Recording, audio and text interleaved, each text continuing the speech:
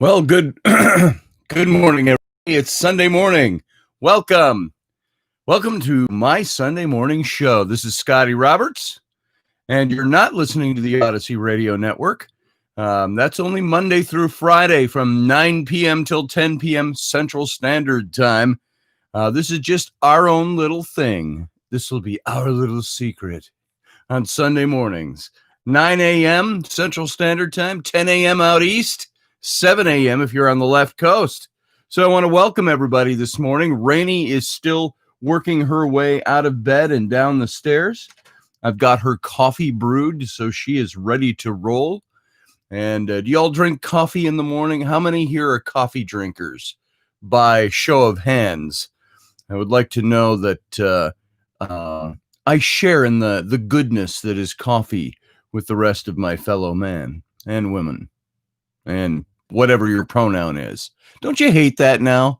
The pronouns, you gotta get, every now and then I get a job that'll come to me on a job list. Years ago, I started on these job lists, monster.com and Glassdoor and things like that. And I saw a couple of jobs this last week that I thought, oh, that looks kind of neat. One of them was for Pixar and another one was actually for DreamWorks. And so there were all these different cool jobs, that are things that if I was 30 years old, they would have been my dream job for the rest of my life. And so I apply to these things and I go through their applications. And it's not just these two, but other ones that'll come across my bow, art directors, creative directors, things like that. Nobody's hiring people 60 years old, but I throw my resumes out there anyway. And they've all got these questions now. Are you male or female? And you don't have to answer. I choose not to answer. You can click that off. And I always thought that's a red flag for somebody. He doesn't want to talk about that. Some HR person somewhere. But they always ask these days now, what's your preferred personal pronoun is? And it's got, I think, a bunch of multiple choice, him, her, it, they, their, whatever, or a blank field where you can type something in, or I choose not to. I just skip it. I don't even answer it. So I don't care. Call me what I am. What do you call me, Raini? Asshole, she said. There you go. From my loving wife in the morning. I would do anything for her. So I made her coffee this morning. Hopefully it's good. It's not as caffeinated as my coffee. It's not even a half calf. It's a somewhat calf. Hopefully my creamer's not moldy. Yeah, I hope not. Well, you got that French vanilla powder that is not sugar-free up on the top shelf. So, anyway, she's talking to me from out there. I can't hear her. So we'll continue on. That blue light, there's a blue light here that's really in my face today. So let me shift that back out of my face. So how's everybody this morning? I see people here. I saw Master Finn. Good to see you. I know you've had a few days where you haven't been around. We all assumed you were either sick, dead, or busy. So A, B, or C, or D, all of the above. And so it's good to see you, Matt. Glad to have you back in here. Steph, good to see you. Roger Rabbit, good to see you. And Barry Chad, you were in here bright and early. As I was typing, hey, I'm getting coffee. Good morning. There was Barry Chad right on the moment. Wow. Shut up. You look phenomenal. My wife has the greatest shape in the world. She's wearing black pants and a black t-shirt, but she was facing that way looking for something kind of best shape in the world. Ellie told me I didn't have to wear pants, that nobody would see my bikini. Nobody would see your bikini. Yeah, I'm going to turn that. Well, I don't know. We kind of need some extra light, but I don't want it in your face. I want it to illuminate your face, but not in your face. The footstool. You never have the footstool this year. Well, I can't slide it over because all the electronics down there. Whatever. So hold on. We're trying to. We're good. You're good. You're good. Okay, we're good. Really We're good. care. So where'd I leave off? Teresa, good to see you. Scott Allen, good to see you. Good morning, everybody. I'm awake early today. Awake early. Yeah. How'd that happen? Ellie woke me up. I heard her up there. So if I have missed you in my good mornings, it is only by, it's not by active omission or deliberate skipping of you. It is that I ran by you by accident. So I think everybody who's here, I've been able to say good morning. Oh, Audrey! There's more down here. Hey, Audrey, how you doing? Good to see you. Good morning. Hope everything's going well with you and your new job and all that. Your schedule's so weird these days. At least it seems so from this end. Who else we got? We got Kelly. Good to see you this morning, Kelly. And we got Roger, Kelly, Teresa, Audrey, and I think there's all talk going on there that I haven't seen yet.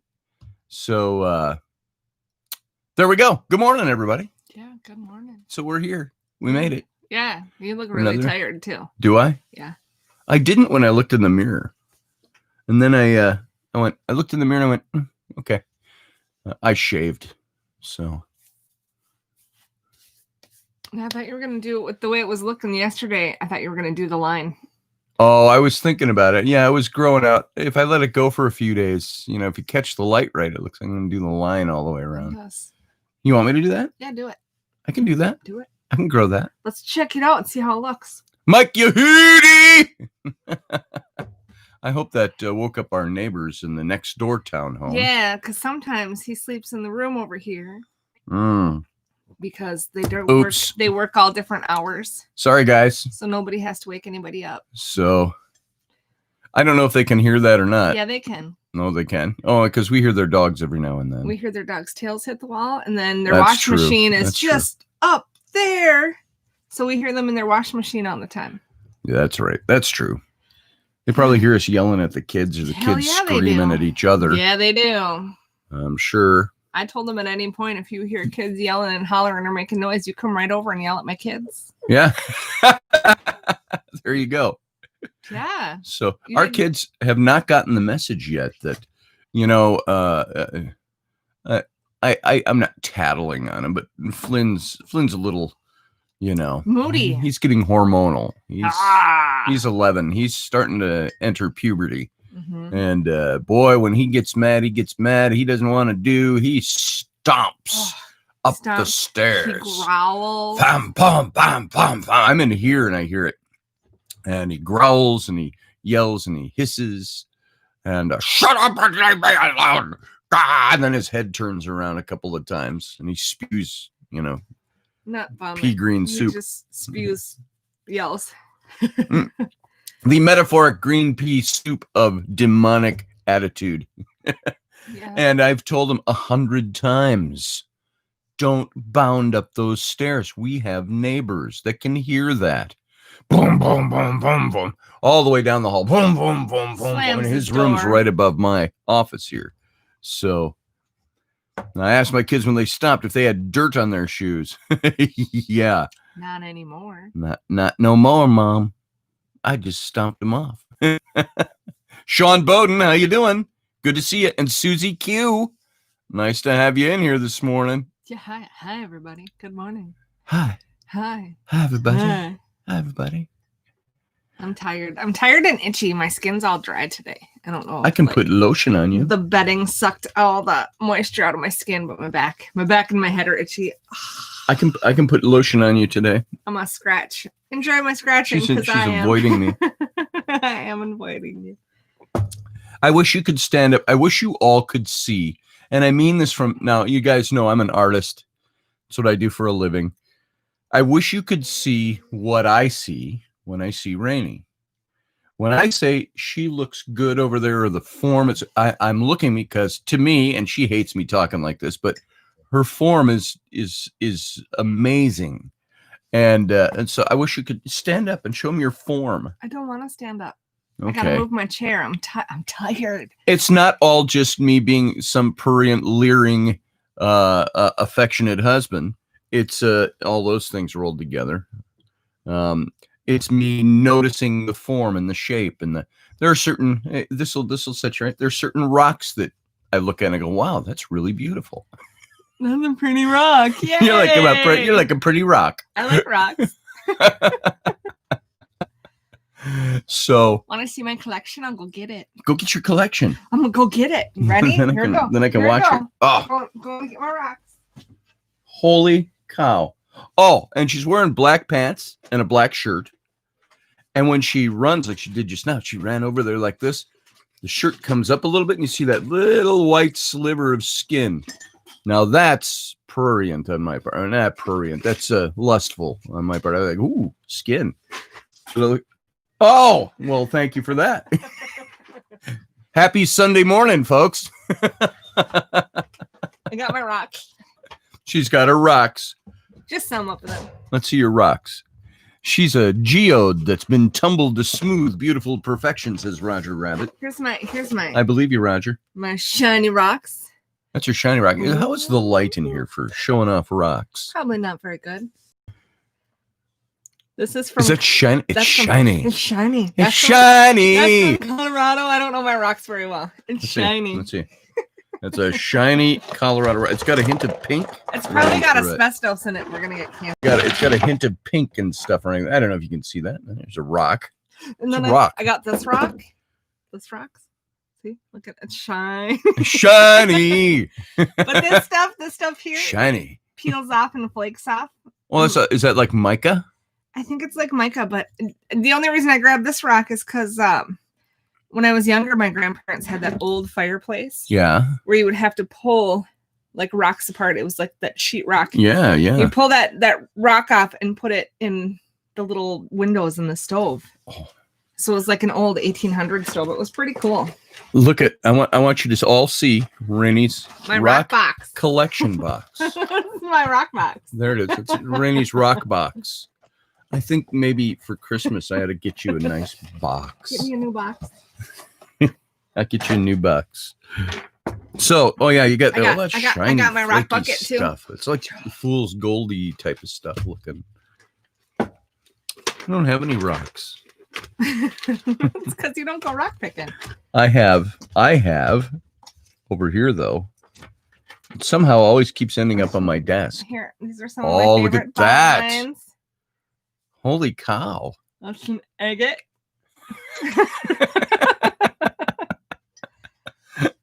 Nothing special on that side, and then you go to the side. Ooh. I have a wooden die. Look at that. It's wood. Wooden die. See, there's the 5. All right. And then That's what I got. There's another rock. Oh, look at that rock. Isn't it pretty? It's got quartz in the middle. You're as beautiful as a box of rocks. And then you got the agate on the side. So pretty. Oh, that's amazing stuff. What else we got in here? There's this rock.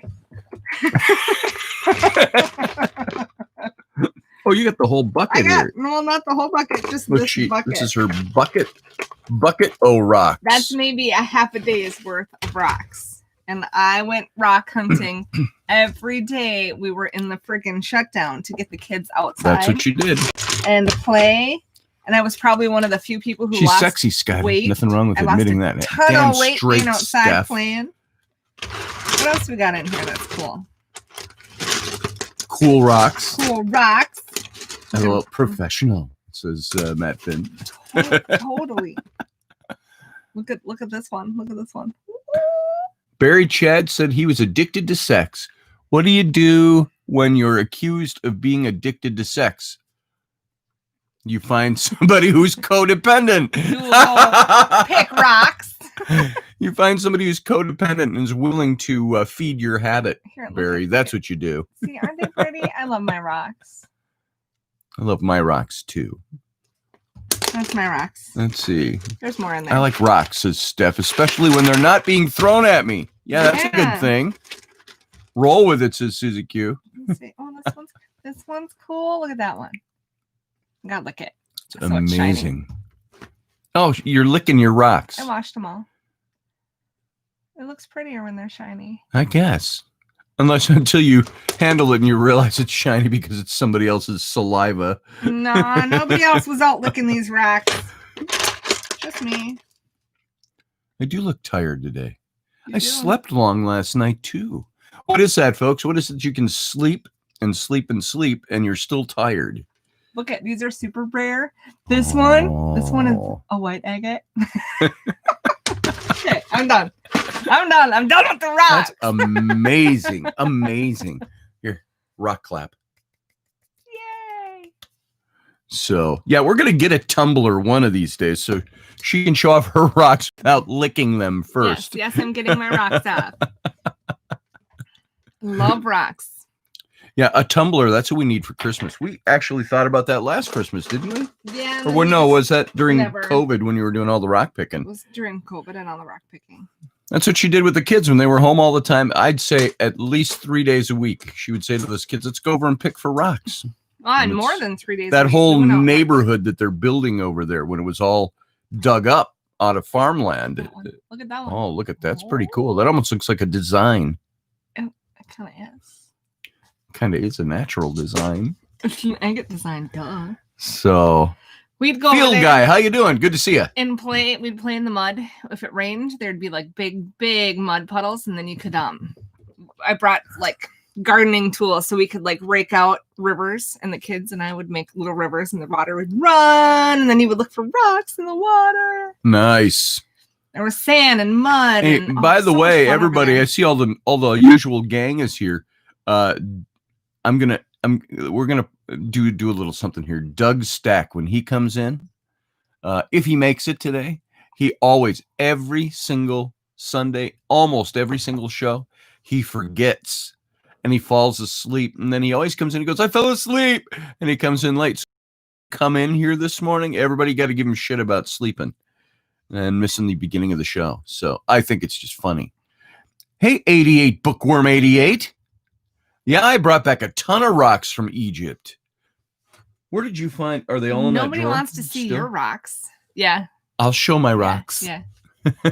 I got rocks too, but you're in the way. Did you find any bones? I can make it. Yes. I think I found bones. Yeah, Scotty found a bone. I did too. Yeah. I think I found a bone, and then I found a fossil, but I don't know where my fossil went. Rainy found a bone. I found a bone.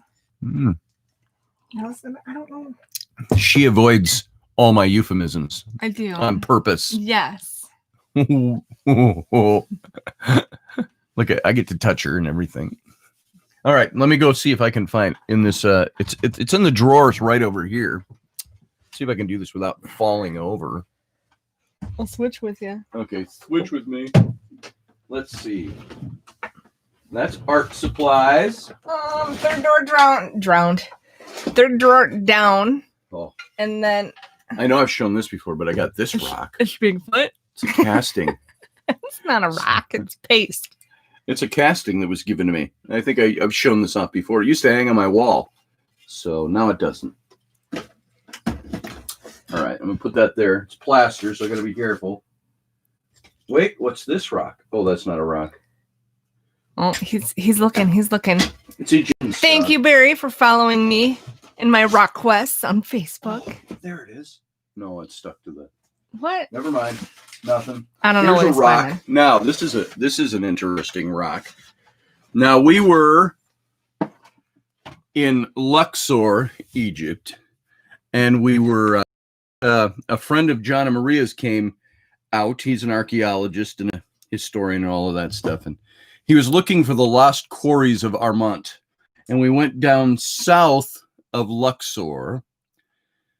And it would be like going down the Nile from Luxor, but we went inland along the Theban mountains. And we were up on, if you've ever seen that picture that's over on my Facebook page, it's that one where I'm standing there, I've got the hat on, but in the background, you see all this desert and these hills, and we're climbing this hill with this Roman wall.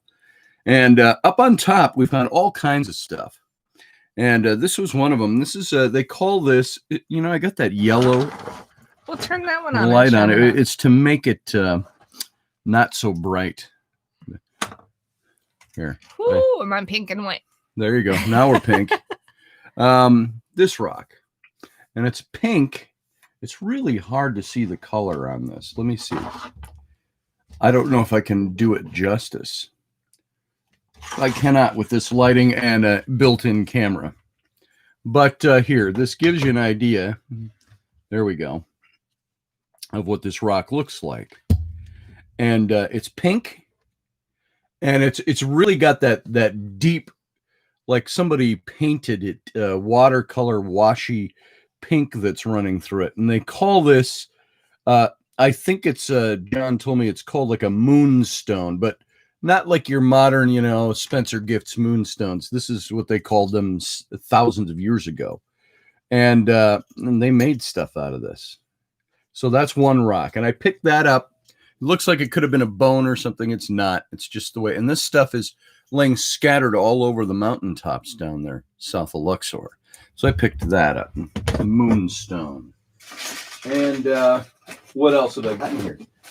Raini, you keep them entertained. Yeah. I'm reading here. Oh, here. This is from the same mountaintop. Ooh.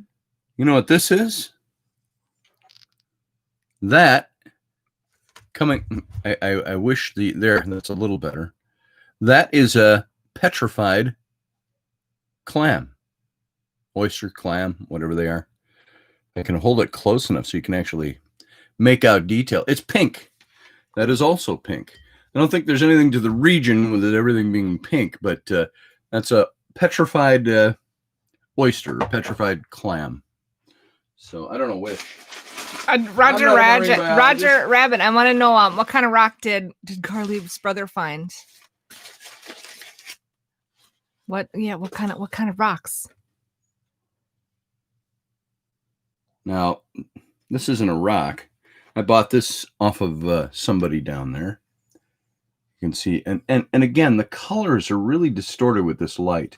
It's got some turquoise glaze on it. A highly sure that this is not an actual artifact, but there's a couple of these little heads that I bought off of little guys go, bucksheesh, they want $30 American for that. And I said, no, which would be like $100, 100 pounds Egyptian. And so I bought that off of a little guy. They didn't confiscate it in customs, and I'm not in jail in Egypt, so I'm assuming it's not real. But I had a bunch of these all wrapped up in a big cloth in my suitcase, and nobody even opened it up and looked at it. So we got that guy. There's a couple of other things in here. Let's see what all we got. Oh, a beetle. What do they call those? The scarab beetle. And so it's just wooden. This is wooden, actually, made out of wood. But, it's my wooden rock. My wooden rock. This was interesting. This one I got off of a merchant too, but I thought that was very interesting with the elongated head. So that's how it came, like that, broken. I didn't see anything else in their collections like this. And I said, I need that just because he's got the elongated head. I thought that was very interesting. Creepy. Got that off a little, they wear their galabeas and their headdresses, and they're out and they're just wandering around, and they see you, and they'll come up and they'll say, you buy? And sometimes it's lasha. Yes, I think I will. Oh, this is the one that John Ward thought might be authentic. There's something buzzing. Is it my phone? No. Might be the other phone. This one. Now, this is one that John Ward looked at, and he said, that might be authentic. And it was from the look of the break and what it's made out of. It's actually carved. It's not, it's carved out of stone, which isn't all that hard because, the Sunamud bust back here, all these things are carved. But he thought that might have been authentic. And this was from a merchant in Luxor over around Deir el, not Deir el Badre, but Deir el Medina, and that temple where we really, and those of you who know who John Anthony West is, I've told this little story before. John Ward and I were going into the Holy of Holies in this old temple of Deir el Medina. No, not Deir el Medina. Yeah, I think it was. And no, Menedhat Habu, south in Luxor, south of Valley of the Kings. And so we walked over there. We crossed over the desert and walked over. And there were some people in there, some tourists who were looking around. And we walked into the Holy of Holies in this old temple, 4,000-year-old temple. And so we're walking in, and a little old guy in a pith helmet was coming out, and we kind of stood aside as he walked in. He goes, excuse me, kind of a gruff voice. And John Ward says to me, he says, you know who that was? He says, that was John Anthony West.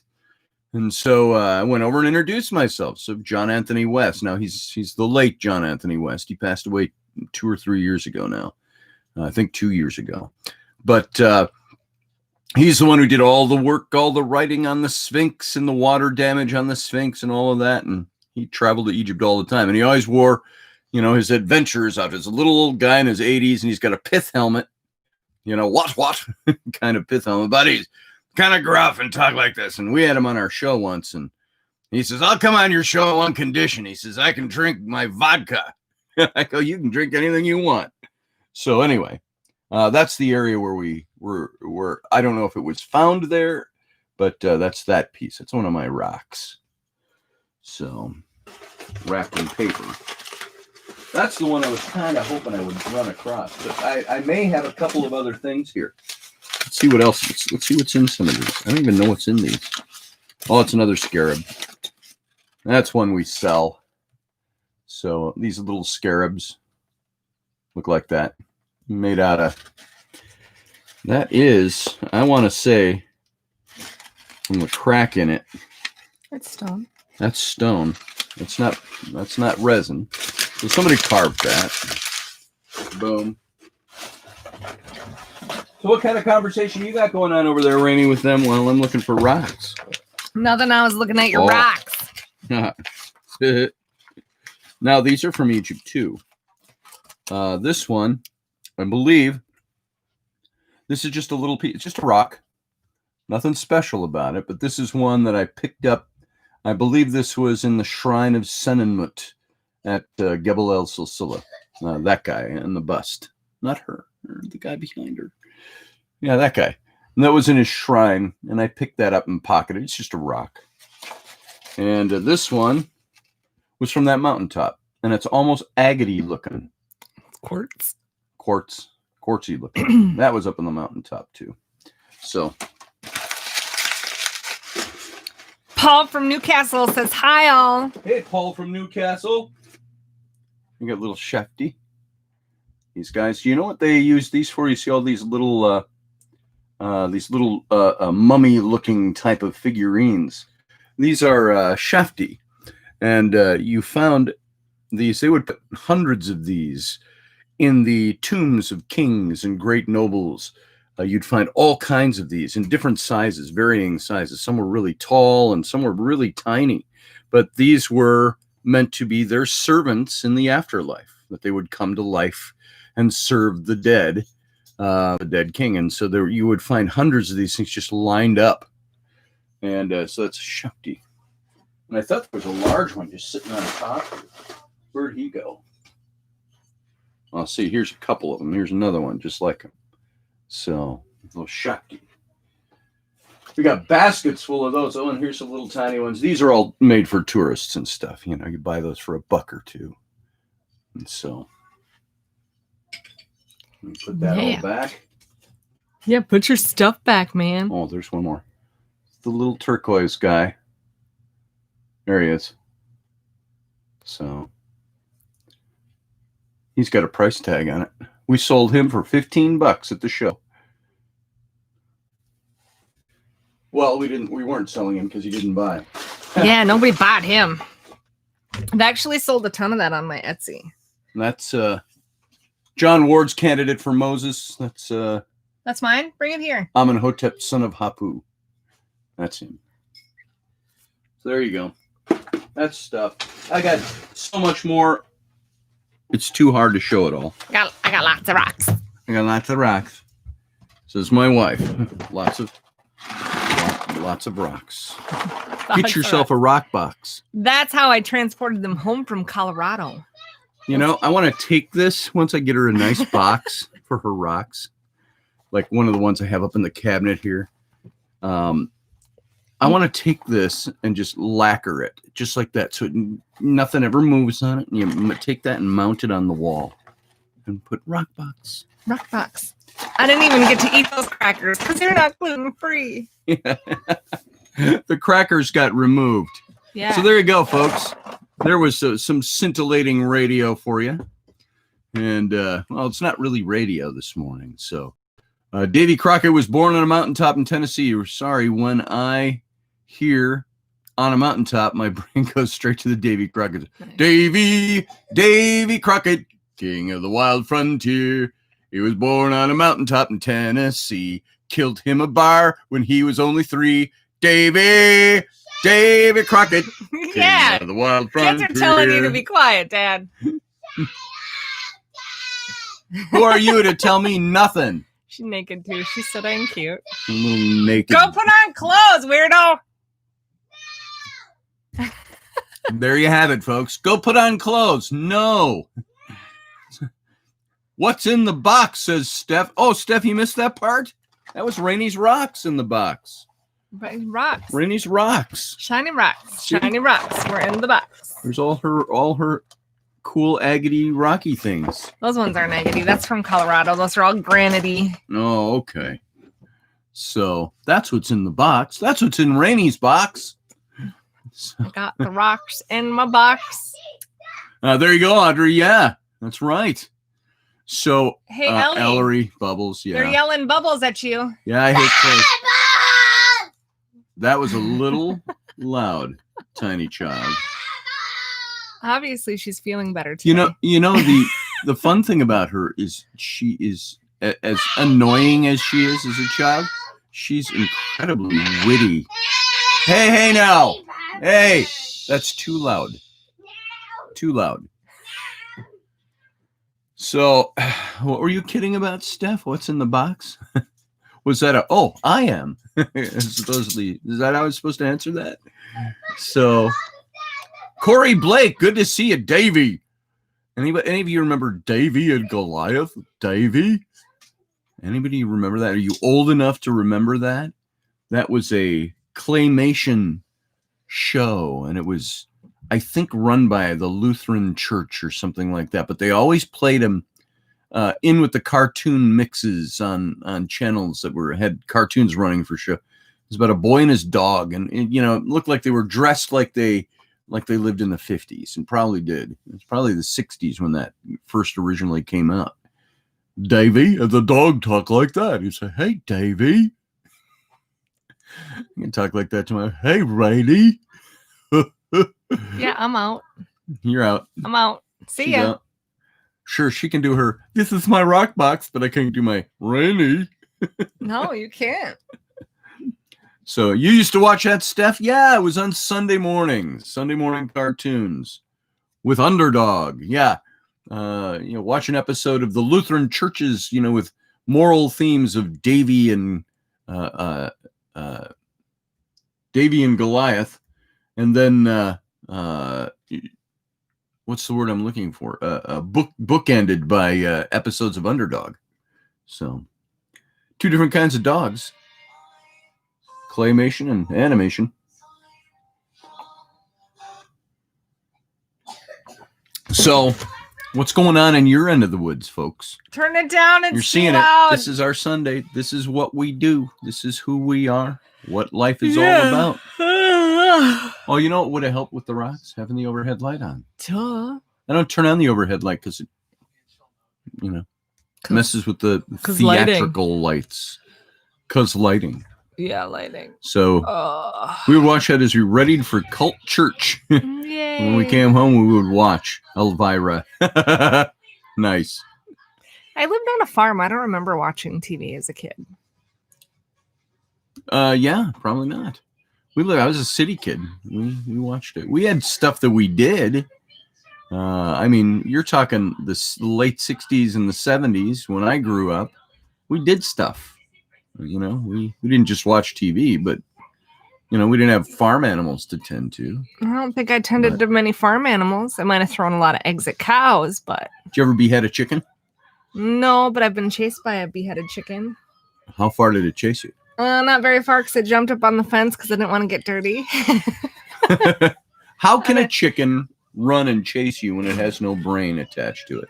Because its body is still functioning. All that nerves are like going crazy because they can't figure out what the hell just happened. Mm-hmm. So. Oh, Bookworm 88, Tarzan movies. Johnny Weissmuller, you remember him? Yeah, we watched Tarzan movies. There was Johnny Weissmuller. There was Gordon Scott, played a Tarzan. He was more the late 60s Tarzan, you know. He had like the Clint Eastwood hairstyle, but he lived in the jungle and swung in trees. But they all had the little leathery loincloth, you know. And Johnny Weissmuller was the original, of course.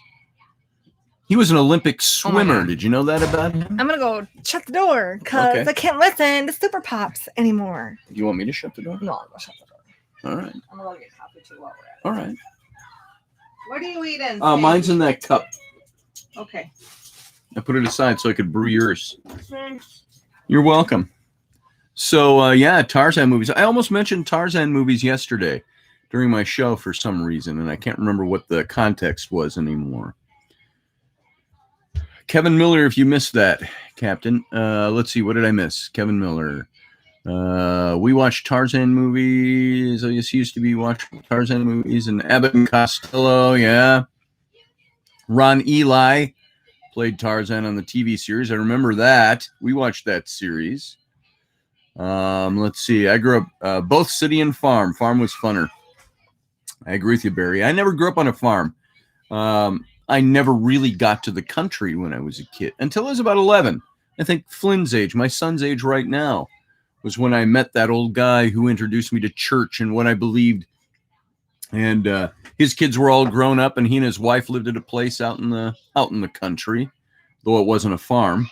And I remember when I was 11 or 12 years old, I planted a big garden out there. He and I, we tilled it all up. I planted like 13 rows of corn and a bunch of potatoes and carrots and lettuce and all of that stuff, tomatoes. And we had all of that stuff. And I remember that was pretty cool. So we go out to his place. He's the guy that was the stonemason, the fireplace builder. And he was teaching me his trade. He kind of took me under his wing. And so that's how I learned that when I was a kid from him. And so I was thinking, I was thinking about that just yesterday. I look at my son, and there was something that made me say one of those parent things that your kids always hate hearing, and all of us hated hearing from our parents in one form or another. When I was your age, I pulled that on my son yesterday. But I said, and it wasn't in anger. There was something I said, when I was 11, I was out earning money already. I had a job. I was working for this fireplace builder. I bought my own clothes. Oh, thank you. I worked at a recycling center. You're hot. I can't get enough of her this morning. Sorry, folks. I got to share that with you. I could be circumspect and not mention it. But we're in an informal thing here. This isn't a radio show. If it was a radio show, I'd still say it, I guess. She is alluring. She attracts me. And all of that stuff. It's fun. I like looking at my wife. Don't leer at her. I'm not a weirdo about it, but she's fun to look at, and she's cool to have around. There, you all interpret whatever you want to out of that mess. Barry identifies with Costello. I'm a bad boy. Yeah, Abbott and Costello. I remember them. Laurel and Hardy was the big one for us, too, when we were kids. Laurel and Hardy, and we watched The Little Rascals and Our Gang. Now, all of those things were filmed in the 30s and the 40s, yet here we were in the late 60s and the early 70s watching reruns of those little short movies every day. They had it on at like 6:30 in the morning, or then again like 3 in the afternoon or something like that for kids. And that was great old stuff. And if you haven't, I may have mentioned this before, if you haven't seen the movie, it's not called Laurel and Hardy. It's called, trying to think what that new movie that came out last year, Laurel and Hardy, and it's John C. Reilly plays Oliver Hardy, and Steve Coogan, a British actor, plays Stan Laurel, and he does an amazing Stan Laurel, and of course John C. Reilly, and they make him up a bit to make him look a little heavier. All the old Hal Roach movies, they're all fantastic, Audrey. And so Rainey is lovely, Kelly. I agree with you. But go watch that movie. I can't think of what it's called. Somebody look that up. The Laurel and Hardy, a new movie with John C. Reilly and Steve Coogan. Fantastic. And it's about Laurel and Hardy. It covers more of their later career together, but and up to the death of Oliver Hardy. And but it's so well done. It's an amazing movie. What was the name of that movie that on Laurel and Hardy? Do you remember? Nope. It was a simple word, and I or one or two words. I can't think of what it was. Stan and Ollie. That's it. Thanks, Bookworm. Stan and Ollie. So I saw that. That was excellent. A fantastic movie, and they both did fantastic jobs playing those characters. I look at a guy like John C. Reilly. You see him in things like Guardians of the Galaxy and Step Brothers was his big one. You remember he played in Step Brothers with Will Ferrell.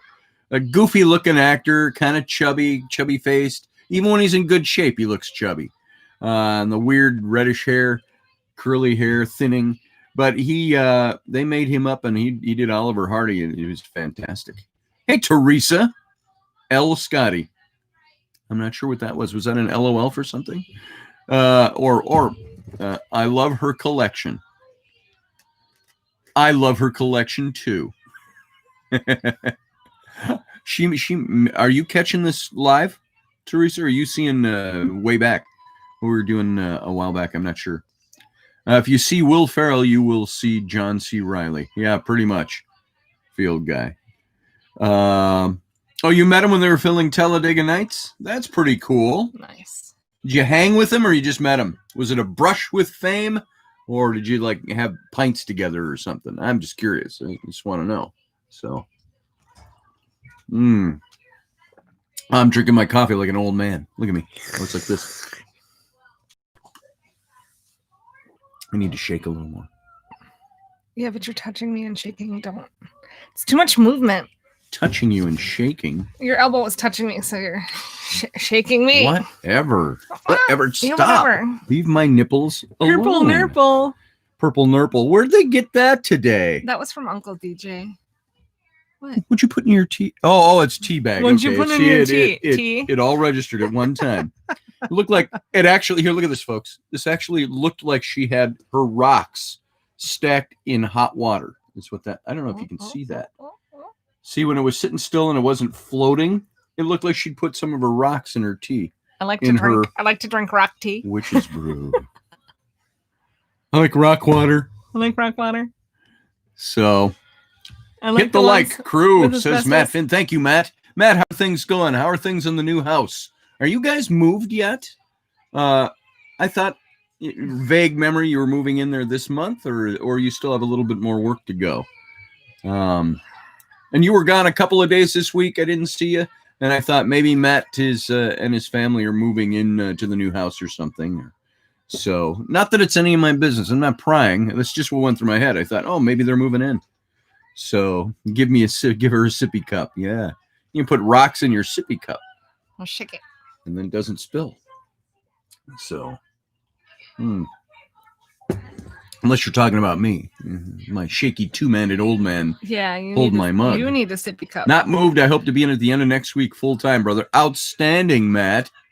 That's fantastic. That would be great. I so want to get it back into a house. I know. So tired I of liked this place. that house wherever it was. Which one? That like log loft home on 5 acres out in the middle of Wisconsin. Yeah, it's about an hour and a half from here, which would put us an hour and a half further away from the cities. And I really like our scout pack and troop here. Yeah, the people here, and for the Boy Scouts and coming up through the Cub Scouts. So 4 years, I think. Because, yeah, the first meeting we had with all the parents and the planning organization for the Cub Scouts was like a week before I had my heart attack. A couple weeks after. The big one where they did the heart surgery. That was February 2017. So, yeah, it's almost 4 years ago. Yeah. And you know what's really cool, too? What's really cool, too? Is those people, those scouting families came and helped us move when our freaking friends didn't. Yeah. Yeah. That was amazing. You know, it's and I'm not going to say anything bad about friends that don't help you move, but when you're in need, I couldn't. When was it? Was it when I was in Utah? What you're talking about when we moved? I don't know because when we had to go. Because we moved into the new house. I moved in here fine by myself because everything was all packed, but it was moving. We moved into the new house, and I had the heart attack. Like we occupied the new house on November 30th, and I had the heart attack the beginning of February. Yeah. So we were there for like 6 weeks, and I had the heart attack in the new place. So moving from there into the storeroom when I went to take a job in Utah for a while, and I've got a friend right now, same friend, different companies. He organized his own company. And he wants me to come down to Louisiana for a couple of months and sell roofs and stuff. And he told me yesterday he's making quite a bit of money doing that, pocketing it because it's their own company now, and wouldn't be working. And I'm not a roofing guy. I couldn't care less. I couldn't give two shits about roofing unless I can make a decent living off of it. Not for the rest of my life. That's not something I want to do. But he is my buddy's an IT guy. And he works IT for TCF Banks. And he does that all remotely from his own. He puts in a 40-hour work week. If we get an account working with IT. Wells Fargo, can he hook us up with some extra cash? Yeah, there you go. Hey, can you hook me up with some extra cash while you're doing the banking IT stuff? Yeah. But that's the job he has. And he works a 40-hour week. And then he goes out and he does a little selling on the side of these roofs and redoing roofs. And he's down in Louisiana because there was a big market down there for it. And they've got their own company. One of the other guys I worked with in Utah, they broke off and they started their own company. Because the company we all worked for was a bunch of idiots, snakes. And I will say Scotty the company had people calling him, like the people he was working with, not the job people, saying the roofs customers were having problems, and Scotty wasn't even working there anymore. And it's like, this was a year and a half later. Yeah. After I left the company, I had people calling and asking, "Hey, I never got my such and such." Now, I don't want to say that company was a fly-by-night company. It wasn't. They're a national company, a national organization. And it was more the internal stuff that I had problems with. They did good work, but their internal organization, they kept heaping more and more and more on we sales guys. And we were supposed to go out there and find the jobs and secure them. And the company did the rest. And they kept throwing all this stuff on us. And I ended up not making any money at all other than a $400 a week. Was it $400 or $500? I think it was like $400 a week draw against my commission on roofs. And I sold something like 25 to 30 roofs while I was out there. And but they found ways after I came back here to make sure that I didn't get paid for any of them. So all that to say, bad taste in my mouth. But let's put it this way, and I'm not going to name the company because I'm not trying to slur them. You can ask me private message. Private message. Yeah, I don't want to get in any kind of legal trouble with anybody. Although I could substantiate my case, just don't want to have to. So that's like paperwork. You can get your news from a gossipy housewife. Just send me a private message. There you go. I'll tell you everything you want to know. You're not just a housewife. You're a massage therapist. Not anymore. Jeez. Well, it's the COVID There's shit no in hours. the state. And it's Minnesota. I'm jumping to another topic right away, but Minnesota, which is right across the river. We're in Wisconsin, Minnesota, the Twin Cities and all of that. And because we talked about it a million times about where Rainey took me for my birthday a couple of weeks ago, and we did the ghost hunting. That was all at the Water Street Inn in Stillwater. Love the Water this Street Inn. Gorgeous little town, river town, old mill town from, a century and a half ago. And, but she does all her massage out of there. But now the governor of Minnesota. Well, not all. I have two places. Well, yeah. All out of Stillwater is what I meant. Yeah, Stillwater. So she's got the two places. The one place that pays her $25 an hour to do massage, and the other place where she earns what she's worth, $70 to $75 per. And that massage. sounds like a lot like, ooh, you can go sit there for hours. I only get paid for when I massage. Yeah, and that's $25 an hour for. So if I two or three massages a week. If I have one massage at 10 a.m. and I have one massage at 10 a.m. and one at 1 a.m. or 1 p.m., then there's no pay in between. So I sit there and do jack squat. Might be a great place for an event. Matt, we said that when we were walking through there. They have a great facility there. They do. There's another one that's very close by to us in Somerset, Wisconsin, where my kids go to school, where our house was before we lost it and moved here 3 years ago. It's about 12 miles from here is River's Edge. Mm-hmm. My friend Steve, I have mentioned him before just in passing, but I had a good friend when my twin daughters, who are now pushing 29 years old, when they were little kids, 2 to 4 years old, Steve had a little company in Maplewood, Minnesota, which is a suburb of St. Paul that was not far from where we lived. And he had a toy store. It was a used toy store. People would bring in consignment used toys, like garage sale toys. But he inspected and make sure they were in good shape and all of that. And he had a little company called Play It Again Toys. And then he had some legal problems because Play It Again Sports. And they were trying to buy his name out, and they said he was infringed. So he just changed the name to Toyrific. And so he had this, and I had constant stream of toys coming in for my kids when they were little, because I traded out work with Steve. Hey, I'll do some of your graphic design work for ads and stuff. I designed his new Toyrific logo, all of that stuff I did. And we traded out toys.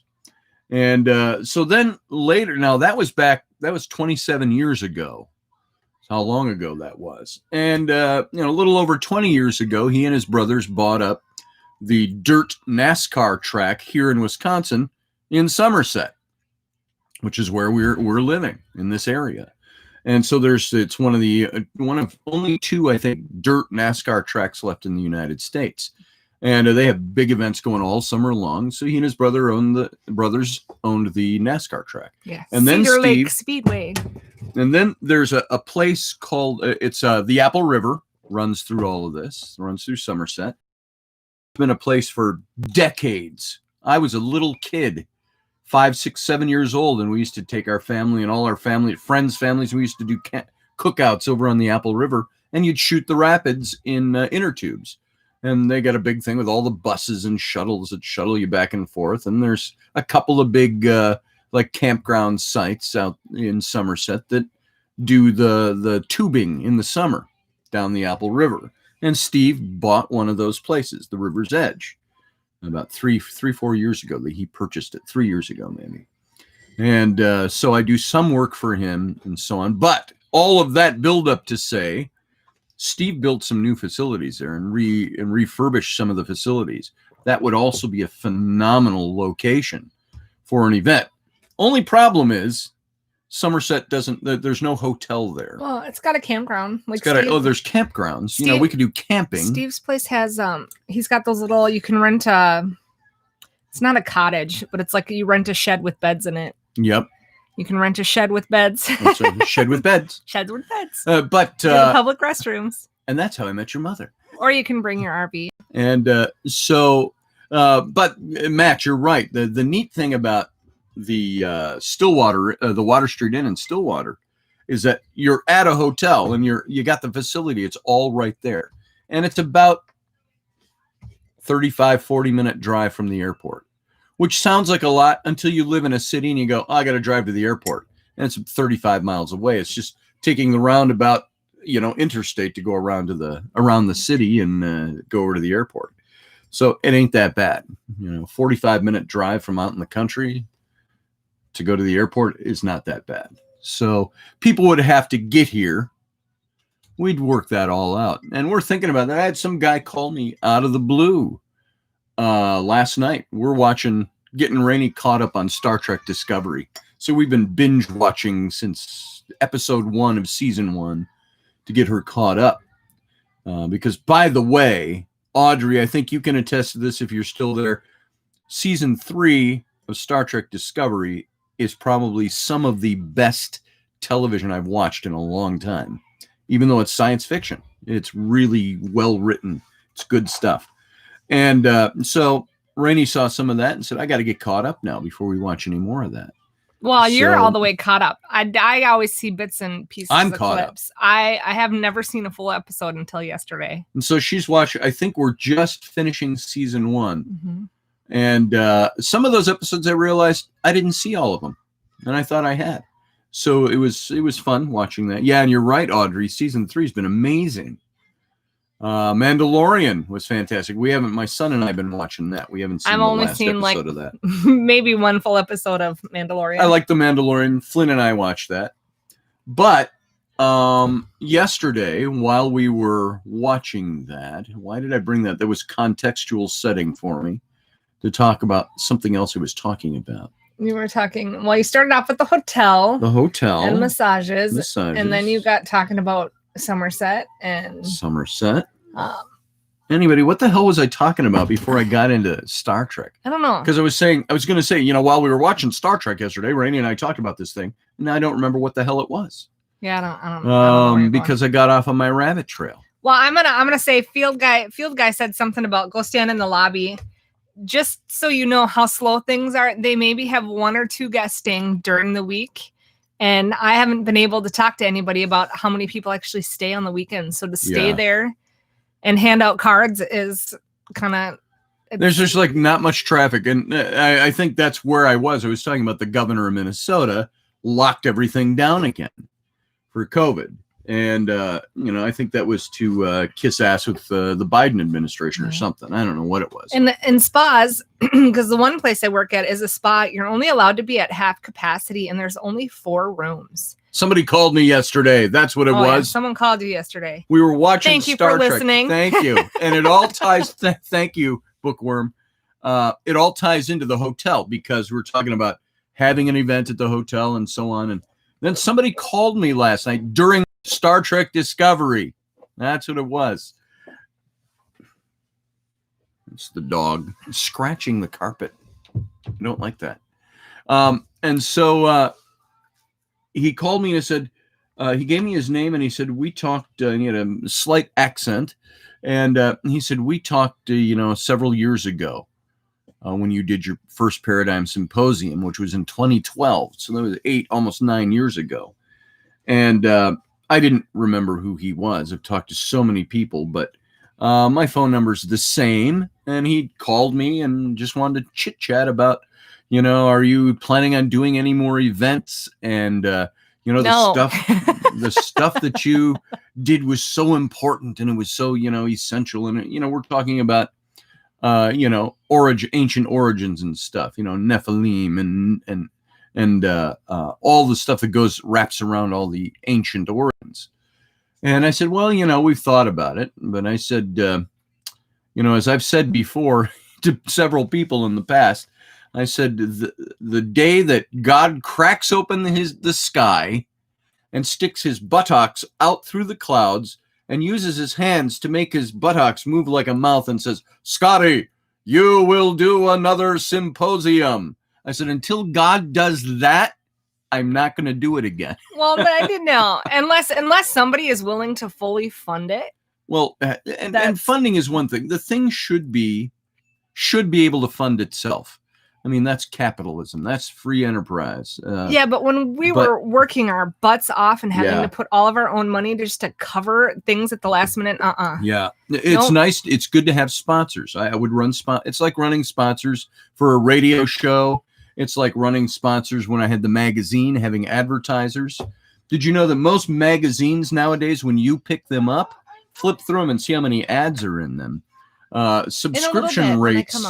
are inconsequential. help That's you. something when I was publishing Intrepid magazine. Then go do it yourself. It started back in Then you'll 2011. need to wait. That I was told subscriptions are the frosting on the cake. That is not how you fund a magazine. You fund a magazine through advertising, sponsorships. And so the same thing with the symposium. So we looked for good sponsors. And we were an expensive symposium, relatively speaking. We would charge about $300 for the highest ticket, $340, something like that, for the 4-day event. Mm-hmm. That did not include your hotel, did not include your food. It included the banquet, the big banquet on Saturday night, and that was it. So it was your ticket to see all these speakers. You paid for your own room at the hotel. You paid for your own airfare, everything you paid for, and the ticket was $340, the biggest ticket. That got you in to see everything and everybody. And a dinner. We had a dinner. And the big banquet dinner. And the 341, we had a special cocktail thing with all the guest speakers. Like you could go, you bought that ticket, you got to go to the special cocktail party with and hang with Eric Von Daniken and Giorgio Tsoukalos from Ancient Aliens and all these guys.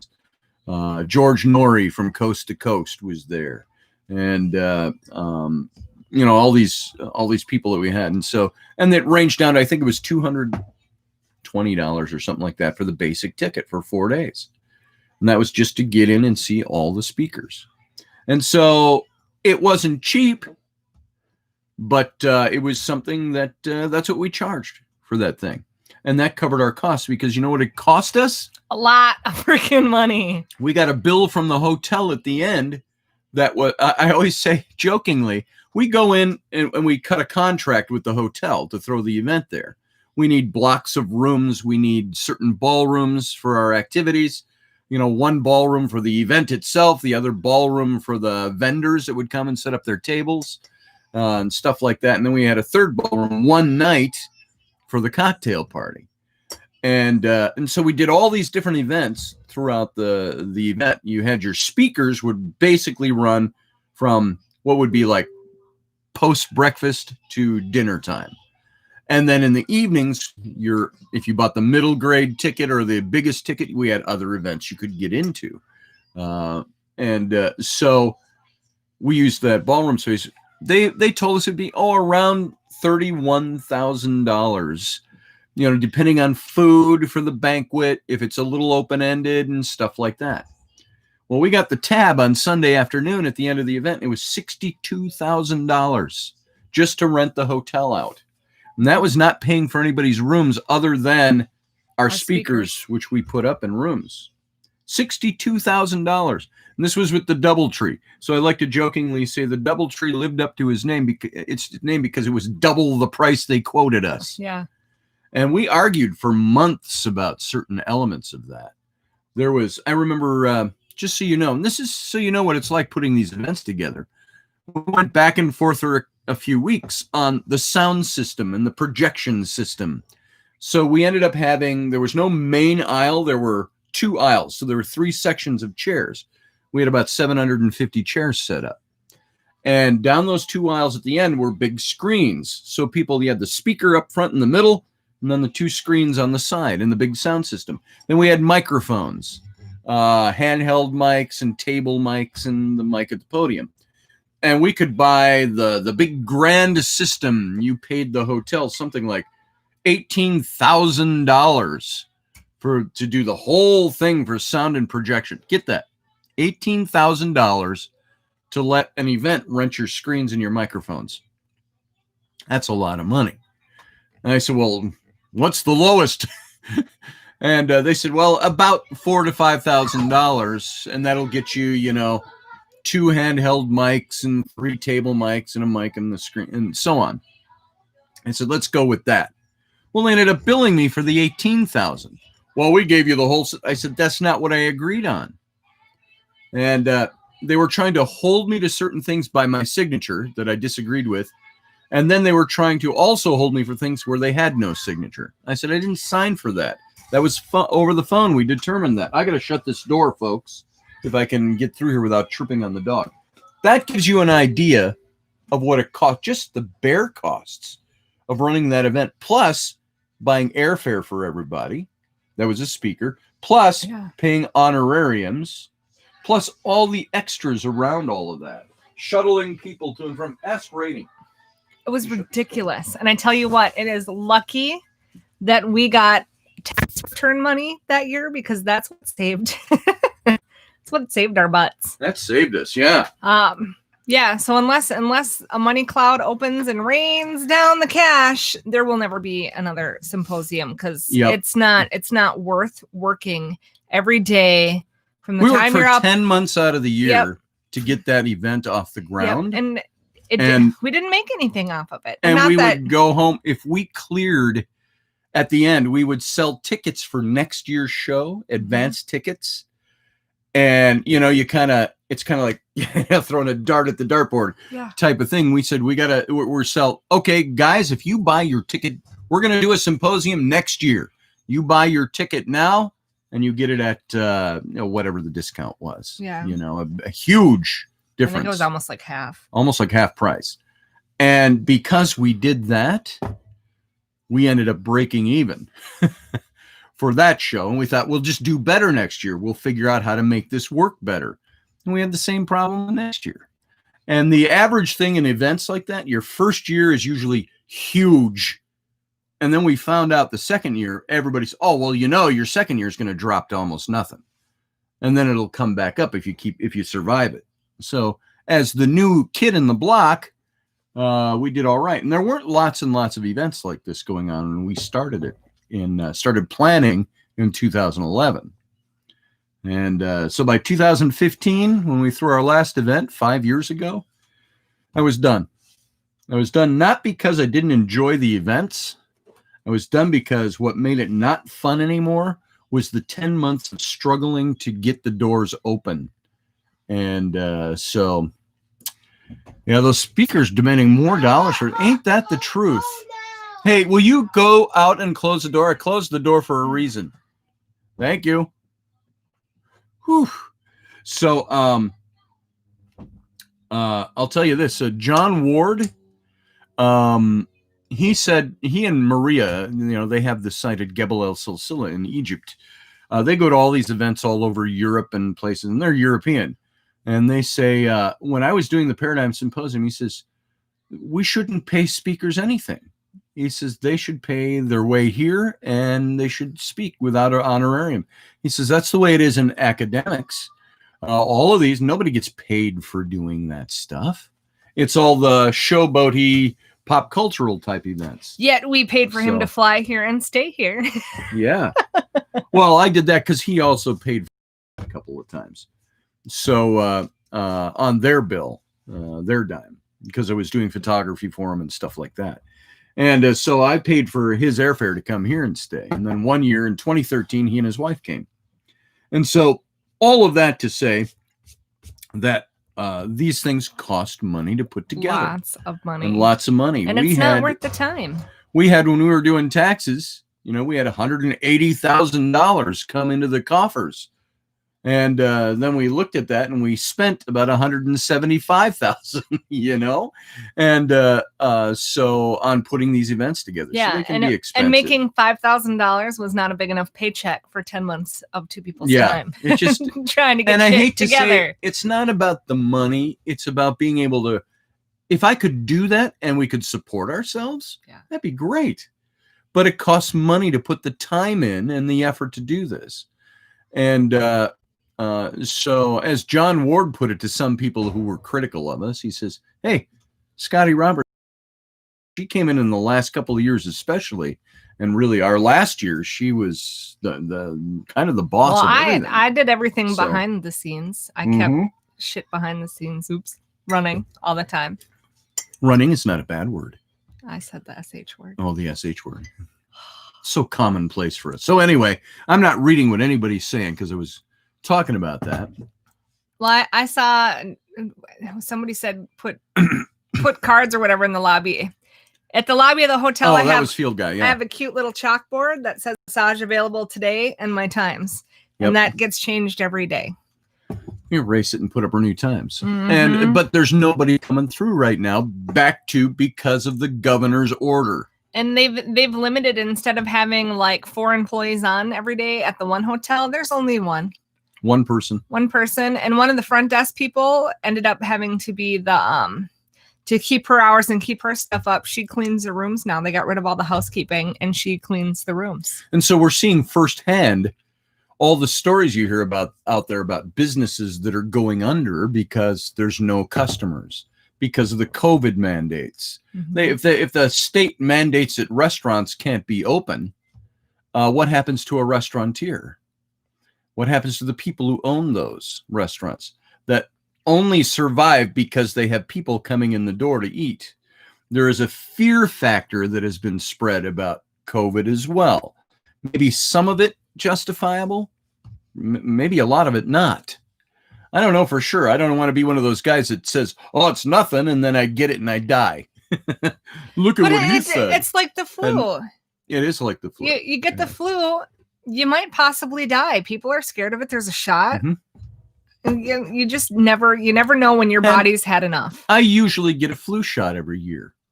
I'm not anti-vax. I have my issues about vaccinations now. They're going now. You had all the former presidents have all said now. It was Bush, Jimmy Carter, and Obama all got up just the other day. I saw and it said that they were all saying, "Well, we'll be guinea pigs and take the first vaccination shots." Well, my conspiratorial mind immediately goes to, are they getting the same shot that everybody else is going to get? Hell no, they're not. Bill Gates, is he taking the shot that he's having developed?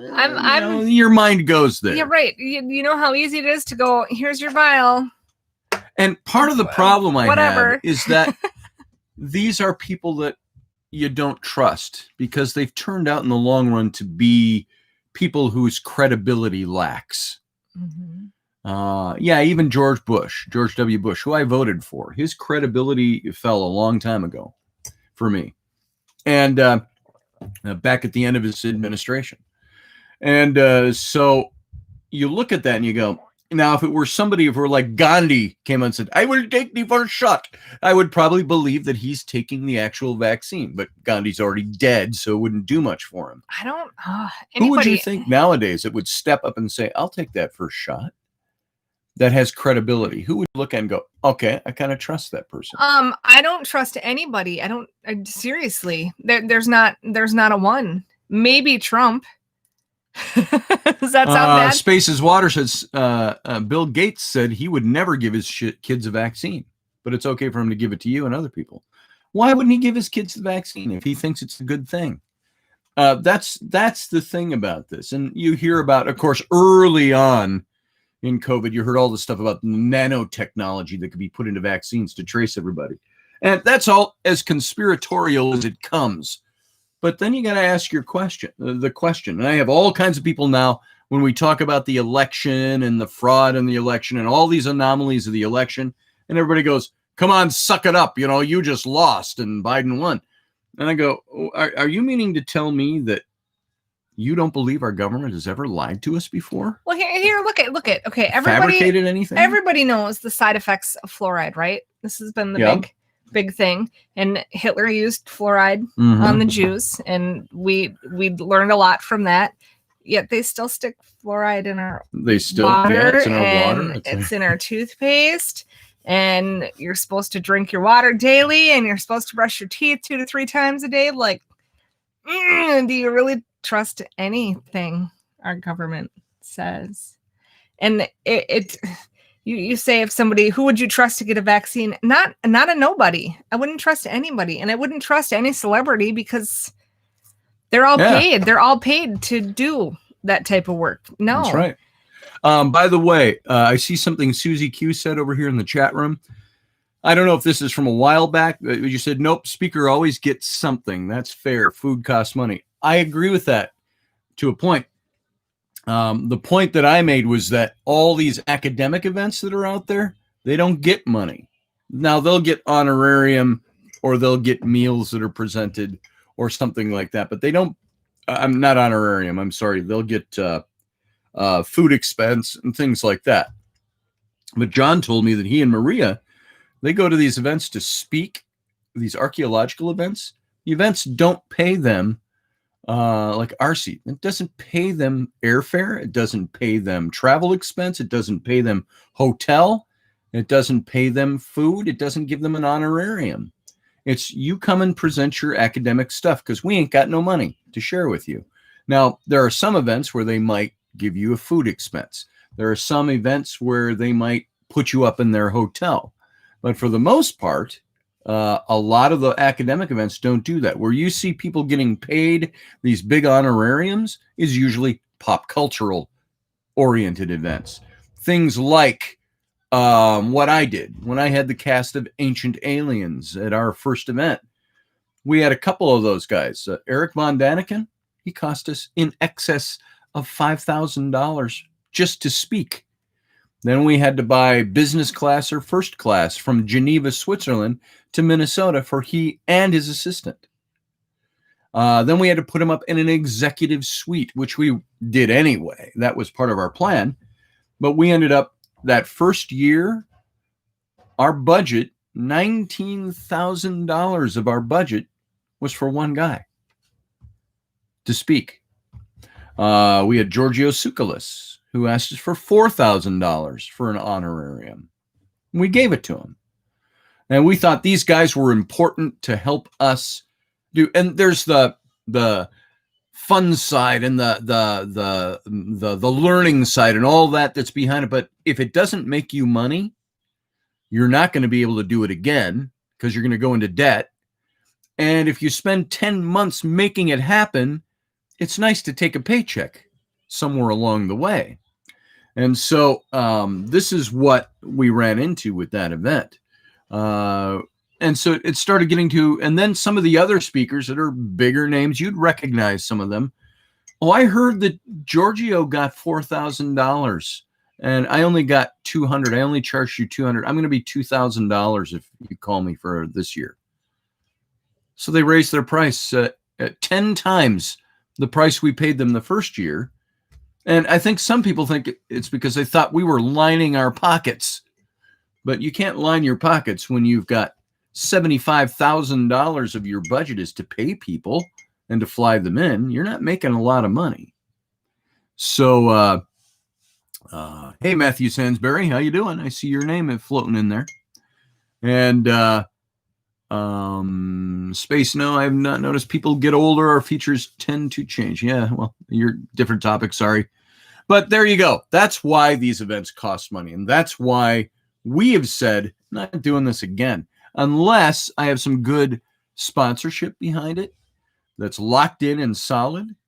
And we would have to put that all in escrow and say, some of it has to be used to advertise and to market and to do the things and to secure hotels. Unless it's enough to pay our bills.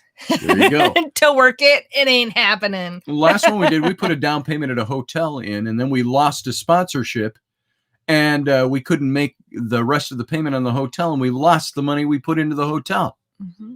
I mean, it was ridiculous. Mm-hmm. So that's why the last one we did, we postponed 6 months.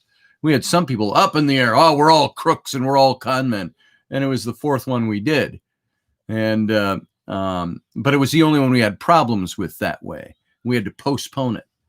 And we had like 5 or 6 people ask for their money back. And I said, no, the terms say it's non-refundable if we reschedule the event. Your ticket is still good. And people didn't like that. Maybe you don't like that, hearing that. But we put that. It was right in the terms on the website. Click, and if you click this, you agree to the terms. And the terms were your payment for your ticket. Your ticket is non-refundable. It's transferable to another person. If you can't make the event, you can maybe use it. I think we had in there a term saying you could use it if we do another event. You can use your ticket for that. But it's not refundable. We don't refund your cash. And we had about a half a dozen people that were really pissed off by that because they couldn't make the new scheduled event, even though we scheduled it out from October to May is the way we did it. We were supposed to throw it in October, and we had to cancel, and we ended up postponing till May of 2015 was our last event. And we opened up, and we did it. And only a handful of people who had bought tickets couldn't make it. And some of them said, hey, we get it. We had some people say to us, keep the money as a donation to what you're doing. We love what you're doing. We're sorry we can't make it. Other people said, hey, I gave my ticket. Can I give my ticket to so-and-so? We're like, yeah, you can. And we had only a couple of people that did big Facebook smear campaigns on how we stole their money, their $250. So it was nuts. I don't know. So can't make everybody happy. That's right, Audrey. Business is business. There's a business side to it. Rowan, shut That's the like door. when I was doing wedding photography, and this was way back. This is before we even moved to the ranch. This is before we had kids. Yep. My older kids were still living at home. And I said that way. I said it my kids because they weren't Rainey's kids. My kids, her stepkids, were still at home. And I was doing wedding photography. No, but I watched them more than their mother did. Yeah, she did. And she was there more than their mother. And before we were even married, she was there more than their mother for my kids. That's a different topic. We can get into that a little bit. But let me say this, is that I was doing wedding photography. I would charge $1,800 to do your wedding photography. And this is 15 years ago, 13 years ago, something like that. And I told people I had terms on my website. Here's what I do. You pay $900, and I would sign a contract with everybody. You pay me half down, $900 down to book your date. And then I get the other half, the other $900 on the day of the wedding. And the reason I did that, and I said the $900 down, non-refundable. You know why? Because there's a finite number of weekends when people have weddings in the year. It's usually between May and early September. That's your window of time for weddings. If I book somebody's wedding and then they cancel on me and I don't have a wedding and I have to refund their money, their down payment, you know what? I've just lost money because I can't fill in that weekend unless somebody's having a last minute wedding and asks me, which was never happened. So the down payment was, you make your down payment of $900. You've spent that money. It's gone. It costs you $900 to book your wedding with me. And it's non-refundable. And you have to sign that you agree to that. And I only had one couple, I think, that I remember that canceled their wedding. And they pled with me, a young couple, if they could get their money back. We really could use that money. And I said, I'm sorry, I can't. I said, it's already gone. You know why? Because you were paying to book the date. And so it's not that your heart doesn't go out to those people. I'm sorry, I can't give you, I can't fill in the date anymore. So I lose the day. And so that's the way it works. It's a contract. Doug, you made it. It's only an hour and 27 minutes in. Woo-hoo. And you made it. Well, that's okay.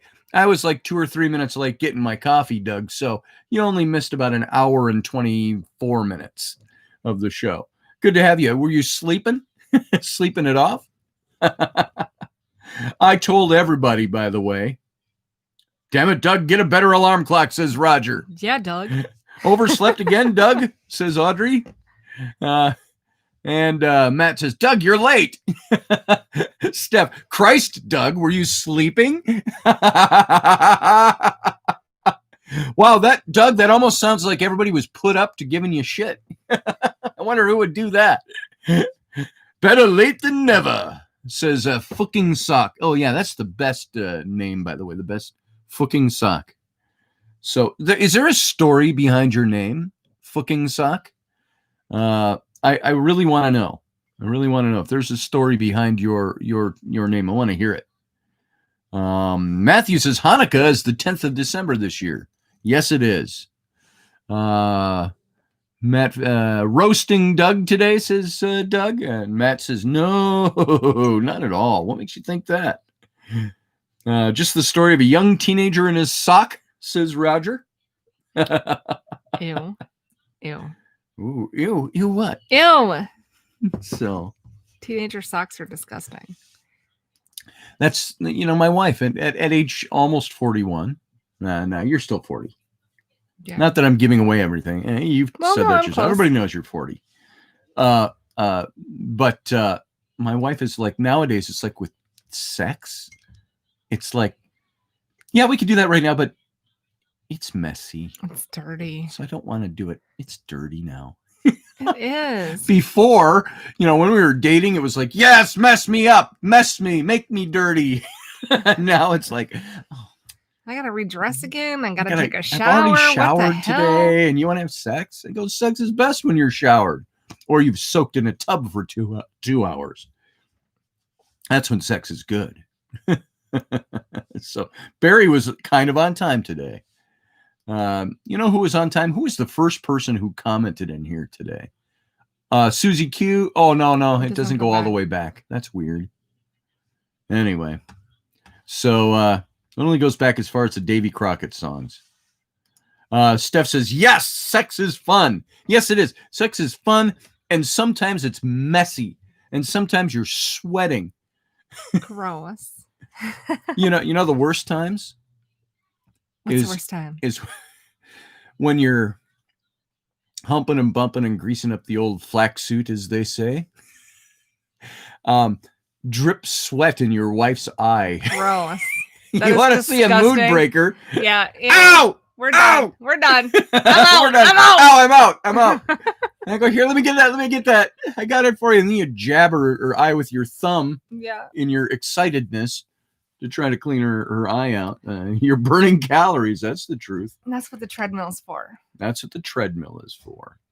So perhaps an agreement, if you're in the shower, sex is on the table. Shower sex.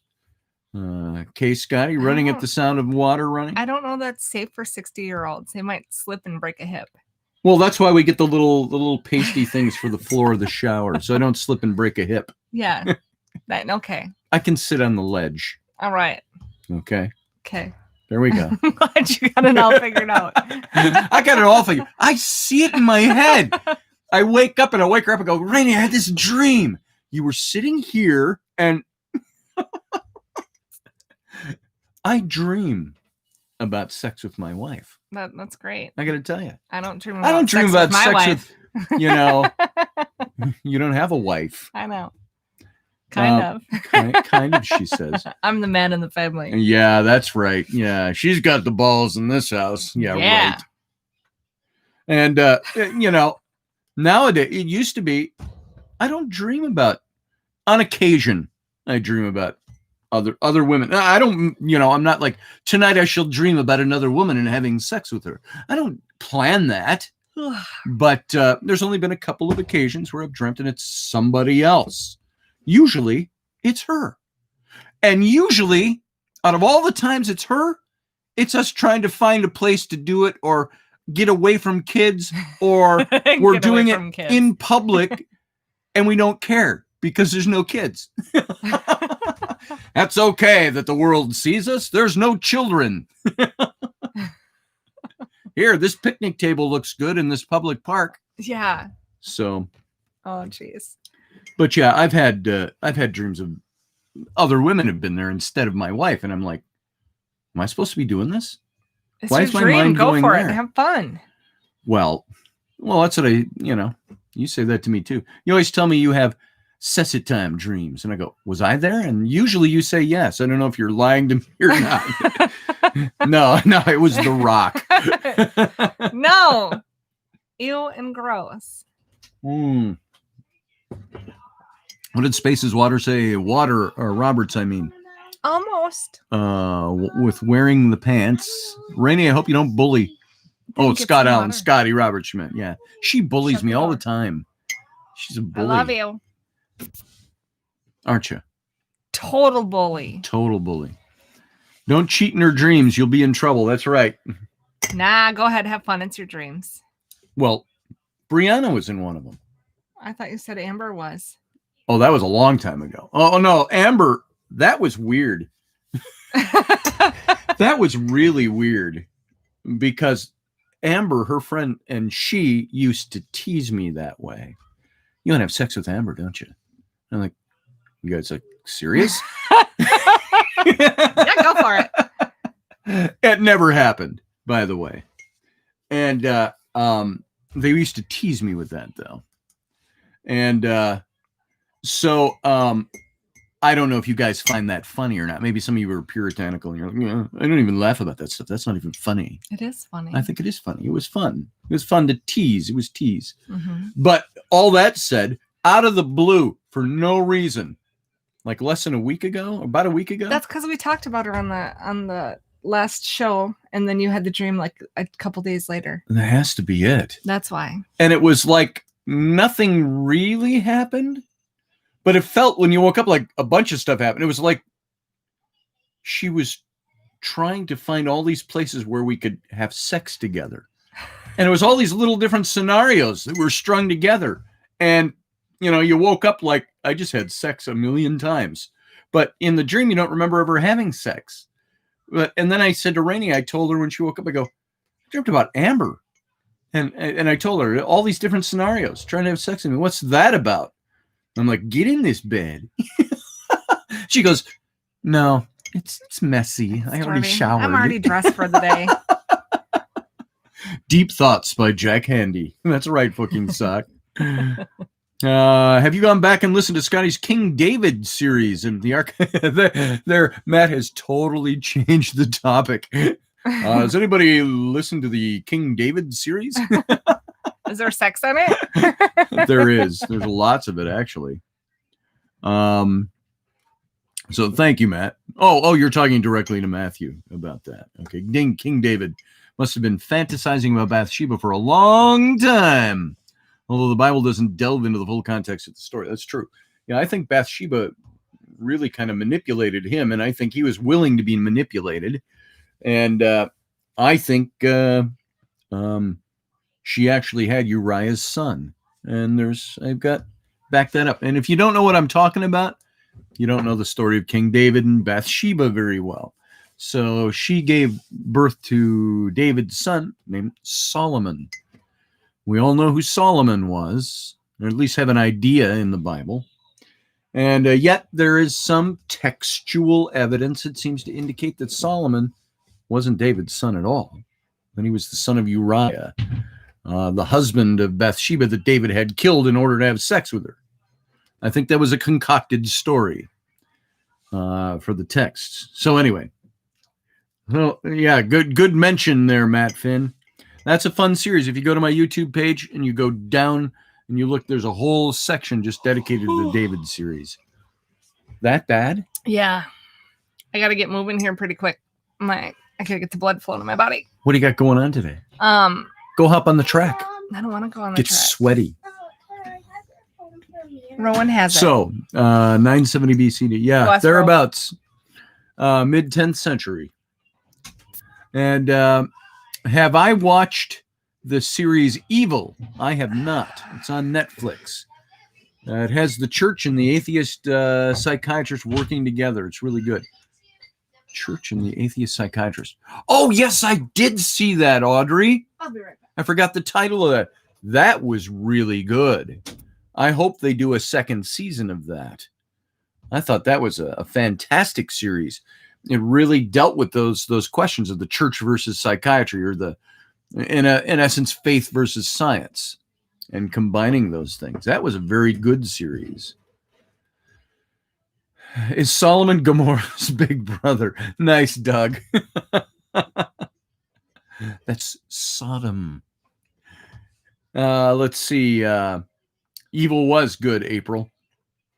And you'll check it out. Well, I got all these people coming in that I haven't seen for a while. Here I am talking about sexy-time dreams.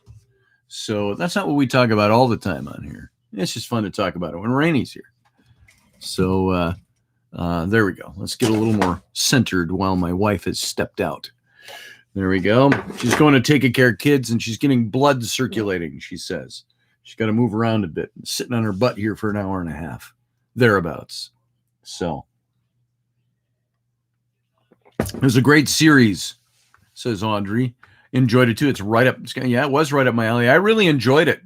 I was going to talk about that. I think I binge watched that series in like 2 days. So it was 2 days and gone. And it was like, darn it. And I hope they do another. And the funny thing is, that wasn't that was a network show. That was like an NBC or CBS show, which was surprising to me. That was television. That was not cable or special channel Netflix or anything like that. Scott Allen says, I'm like Rainy in that regard. I'm not sure what you were talking about back then. Was it about, being clean? I don't know. Well, I like being clean too. It's not that. It's just that you start sex should be done clean. You should be clean for it. Who likes smelly sex? Who likes dirty sex? I thought about that. I thought about, like, think of the Old West and cowboys going in to see prostitutes. Were they clean?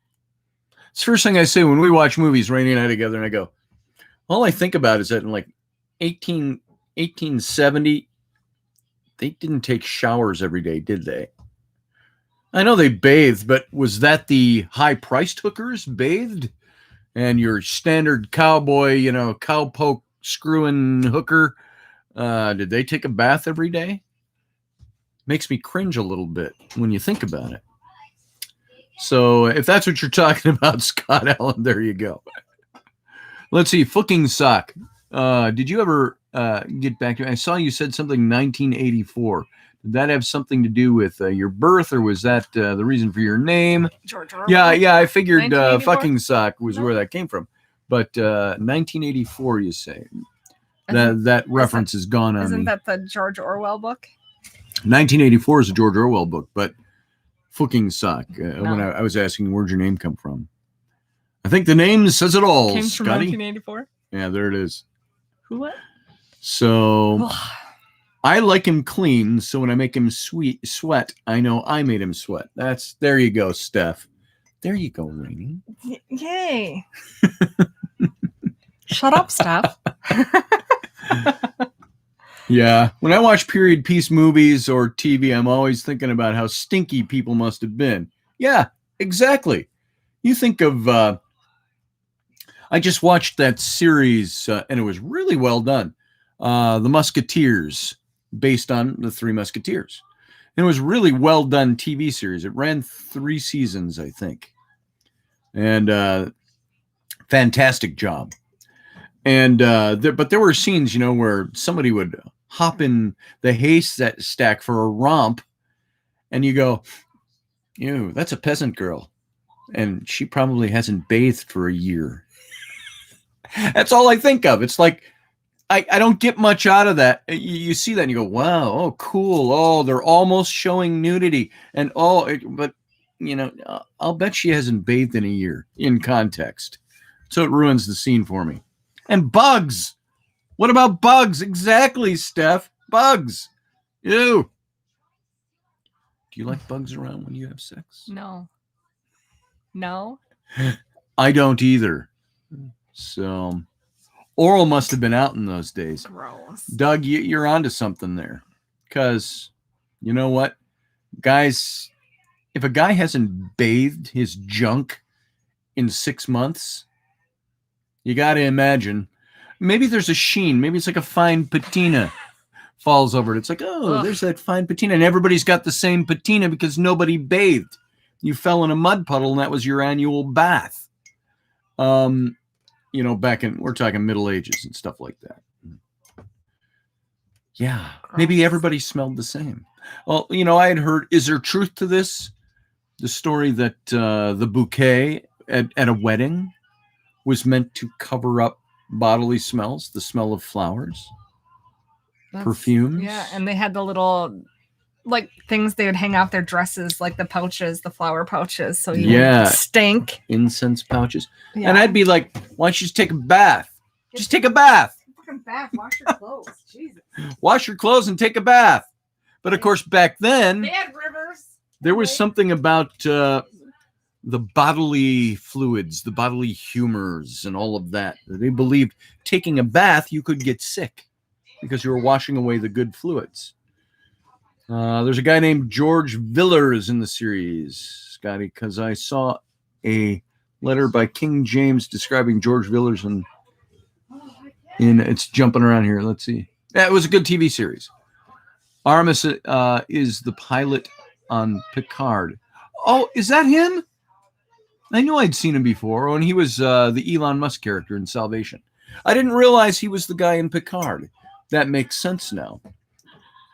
So it places his face. And how long ago was that Musketeer series? 5 or 6 years ago, I think, when that came out. Was it something like that? I don't think it was 10 years ago. Eat a crapton of garlic. Yeah, ain't that a truth? Just eat garlic. Yeah. There's nothing like, trying to woo my wife after I've had garlic. Yeah, gross. Gross. I just feed her garlic then. We used to do a lot of garlic hummus and blue chips. That was our snack of choice. Garlic hummus and blue chips. And then you wouldn't smell it on the other person. You wouldn't smell it because you're both hate garlic. Yeah. You know what's the worst thing about wearing masks for COVID? It's when you eat like a garlic for dinner or something. You run to the store and you got a mask on. You're like, and onion and garlic. Not right now. Will you close that door, please? So I always tell them I have asthma. Here, do me a favor. My teapot's got hot water. Me. Will you go put hot water in that for Our me? Walmart doesn't enforce that. Thanks. So, by the way. You talk about masks. You know what's really disgusting? What? Is it when I'm massaging and you're laying face up on the table and you got your mask on, it blows that stink air right over into my mask. And I have smelled so much nasty fucking breath. Yeah. Breath I've never smelt before because there's not a mask making it go in my face. And you can tell when people were out drinking, if they were out eating garlic. It's like stale alcohol and breath is bad. You know what I like about getting a massage from my wife and laying face up? So she stands behind your head and she's rubbing down my chest. You can get the visual there. So that's one of the best parts. Yeah, massage me. He watches too when you massage. Watch. He's all like, me? Oh, yeah. Oh, daddy likes it when you do that. Yeah. And then there's a little hole in the ring. All I get to see is her feet. I'm like, ooh. Yeah, but sometimes my boobs touch his head. Sometimes it's Don't deliberate. Oh, thank you. Shanks, hi. Good morning. Shut the door, please. Oh, I'm thinking of last night. What was last night? Going to bed. Shut the door, please. Thinking of last night when you were coming to bed and the kids were in our room. And you grabbed your tank top to put on her. And so you turned your back and you put on your tank top. So I was looking for my shirt. And I'm like, turn around. Because I want to see boobs. But of course, my kids are in the room. And so I'm teasing. I'm half teasing. And, but she turned around and while she's putting on her shirt and Rowan was the one that yelled like, gross. Dad just wants to look at your boobs. I'm like, shut up. And then what does mommy yell? Mommy yells, you don't have any clothes on. We can see your boobs too. And she's like, I'm 9. I don't have boobs. So you still see it. I love seeing boobies. I love mommy's boobies. Yeah. Mommy's boobies. Mommy's boobies. I'm really tired of seeing vagina. From the little girl. Kids. Oh, on the night. Well, Flynn doesn't have a vagina. The two girls. They get naked for bed and then they walk around the house. And I'm like, I don't care about nakedness is no big deal until you start getting to a certain age. When the little one was 3, 4, 5, now she just turned 6. It's like, okay, the nakedness has really got to end. There's got to be a point where along the way, you teach them there are certain proprieties. There's certain things you don't do. I'm no prude. I don't care. My wife could walk around naked all the time as long as I get it in my face too. I'm okay with naked, but not in front of my kids. And, she has the moments of naked where the kids and I are sitting on our bed watching TV and she gets out of the shower and she runs in the room with a towel, drops the towel and puts her jammies on. I'm like, yes, but I can't do anything because there's kids there. But the little kids, it's like Rowan shame. It's not shame. It's not because it's such a negative. She No, has yeah, no compunction. She doesn't care. She's naked. But she will keep her underwear on until she gets into bed, and Sometimes. then she remembers, oh, I forgot my water. Oh, I forgot I'm this. sitting And then she's up. downstairs doing something. She comes downstairs from the bedroom and she's stark naked and she walks in. She wants to stop and talk about something because she got her glass of water. And I'm like, you need to go. You need to wear pajamas. Or at least put on robes. underpants. They have please. robes. You to put a freaking robe They got on. robes. Put a robe on. And no, I'm too hot. That's the little one. She's always hot. Yeah. Always too hot. Yep. She stood up on my bed last night. I'm crawling into bed and she stands up on my bed naked. And I go, I'm cold. I said, it's cold in here. And she goes, I'm not cold. I'm hot. And she's naked. And I'm like, stop. Go put on your pajamas. That's the 6-year-old. So move along now. Yes. Kids ruin things. They do. You're right. Mm-hmm. Yep. So that's why I have dreams of her friends. Yeah. You know. Oh, I don't know. Yeah, you don't know nothing. Anyway. La la la. There. I was thinking of something else to say, and I've stalled the conversation. It paused because of that. I'm not going to say that. So Now there you go. wants to know what you're Now everybody say. wants to know what I was going to say. I can't remember. Little cockblockers. Yes, they are. Yeah, they are cock blockers. And Ellie, and I was snuggling with Ellie this morning. Ellie still sleeps in the bed in the middle of us almost every night. She would crawl in, and there I'd turn over, and to put my arm around my wife in my sleep, and I got a little kid in the middle. Yep. I was sleeping on my side this morning, and she rolled over in her sleep and put side sleeper, so one knee kind of is bent, one knee up and over my back, and the arm up and kind of over my back, and snuggled in. I freaking love it. That's nice. I like that too is. when my kid does that. I don't like it when they're naked because you wake up and your hand is like down near that pelvic area, and I'm like, I don't even want my hands near there. I don't. That's not something I don't like that. But see, I think, and it's not because I'm a prude. I think you overthink that. I'm sure I do. And nobody's looking, nobody sees, nobody cares. Who cares? Nobody should care. It's my little kid crawled into bed naked. But the whole, it's like this morning, I woke up early and I stood up and I look over in the dark and here's Raini. She's got like 4 blankets on her. Her head's half covered. She's all got these pillows all around her.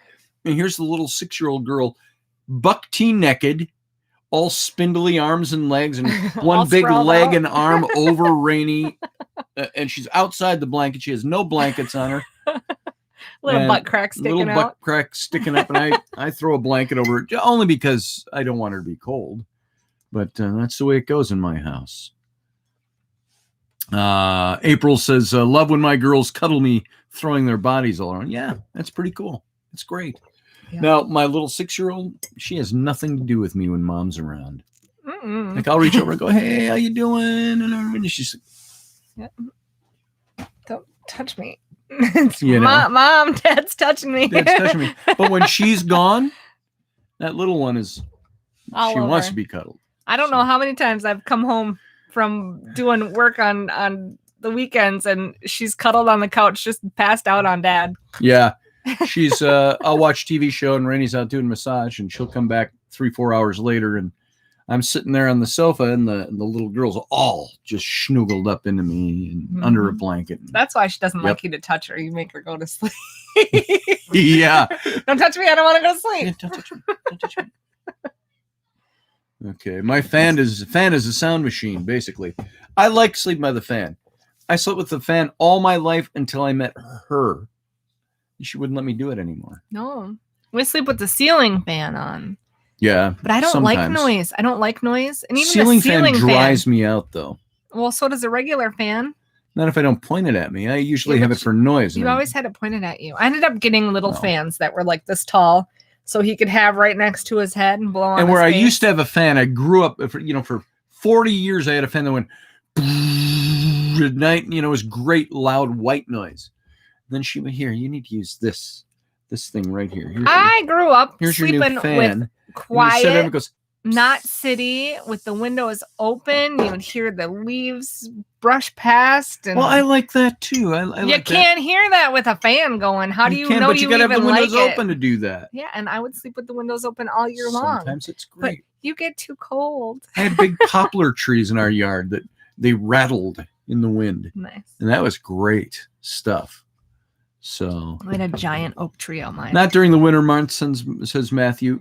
Sometimes during the winter, I want it on just when she's gone for the weekend, like she's gone somewhere with the kids and gone up north with her mom or something to the cabin, and I have a night or two by myself. You know what I do? I go to bed. I turn on the fan. I bring the fan in there, loud. Sounds like a World War II prop engine plane, and I turn that on and I go to sleep with that, and I'm like, Nice. my wife's gone, the fan's on. No, I do sometimes put on the sleep sounds. I like when they do like the Yes. binary beats and the delta waves. Yep. And those sleep sounds. I like that. I can do that. I can't do it all night because it drives me insane. Because it repeats. I don't know about. And sometimes I hear the pattern repeat. Boom, boom, boom, boom. And it keeps going, and it's in the background. And you're like, oh my god, this is driving me insane. Sometimes I put on, you know what they have? Field Guy, and those of you who like sleeping with a fan, you know what they've got? You go to YouTube or to Amazon. I think you can find it. You can find the 9-hour sleeping box fan, and it's a film. I'm sure it repeats, but it's got a box fan, and you see it. You see the light catching the blades a little bit as it's spinning, and the little things that are flipping around. Oh god, it drives me nuts. But you hear the fan. I walk in the room and hear that, and it's like, no, it's instant anger. Like, ah! See, she used to say, "Oh, I don't like the fan because it blows around." Well, I got a way to fix that. I got the video fan. I don't even like the noise. It's like a video fireplace. I don't like the noise. At Christmas, we're gonna open gifts. Wait, let's turn on the 70-inch TV with the fireplace. Yeah. And so crackling birch wood burning in the fireplace, and it's all on TV.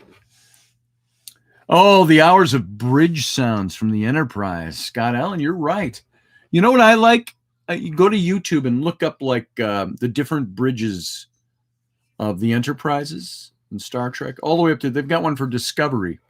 Great cinematic video that's kind of moving you through the bridge, and that repeated loops, but you got all the bridge sounds. It's pretty cool. Mm-hmm. I don't sleep by that so well, though, because every now and then you're in deep sleep, you're bleep, boop, bop, coming from the bridge, and it wakes you up. It's like, so I was recently listening to a radio show when I couldn't recently sleep, and the station was playing the same music of drum beats. It was driving me nuts, so I listened to it. Christmas carols. There you go. Christmas carols will put you to sleep. You hear the scary sounds the planets make? It's like hello. Yes, I've heard those frequencies they pick up from the planets. That's pretty cool stuff. Always hot in my room, says Field Guy. Anyway, so I need a fan. Open the window. Rainey says, "Open a window." Open a window. Open a window. I would sleep with the window open now if I could. But hey, Field Guy, where do you live in? You're in Louisiana, right? Where do you live in Louisiana? I'm curious. Because I have a friend I talked to yesterday. The same friend I started mentioning this early on when I went out to Utah, Wyoming, and then Utah 2 years ago. I was gone for like 5 months. Visited home 2 weekends during that time. But went out to do roofing and work with a company to make hopefully a shitload of money to bring home. And it didn't work out. That company was lies, all lies. My friend now has started their own company. And he said you can make, rather than 30% on your roofs, you'll make 70% or more on your roofs because we don't have the big corporation running it. And he said he takes down $10K a month alongside his 40-hour job as an IT person for a major bank network. And he said you could make that kind of money down here. Come down for a couple of months and you could do well. And $10K a month would be awfully nice. That would make you do that for 3 or 4 months. It'd be a nice down payment on some property in a house. If you did that for 3 months, you could come home and just write your book. That's right. And not have to worry about I think the she bills. just wants me to go away for 3 months. Yeah, go not until the kids are out of school. I don't like driving them to school in the morning. Well, not till they're out of school. That's 7 months away. Yeah. Well, if Biden gets in office, they'll be home. So, yeah, we want to buy the new house, Matt. We could buy it. We were looking at that when I went and took that job in Utah. Mm-hmm.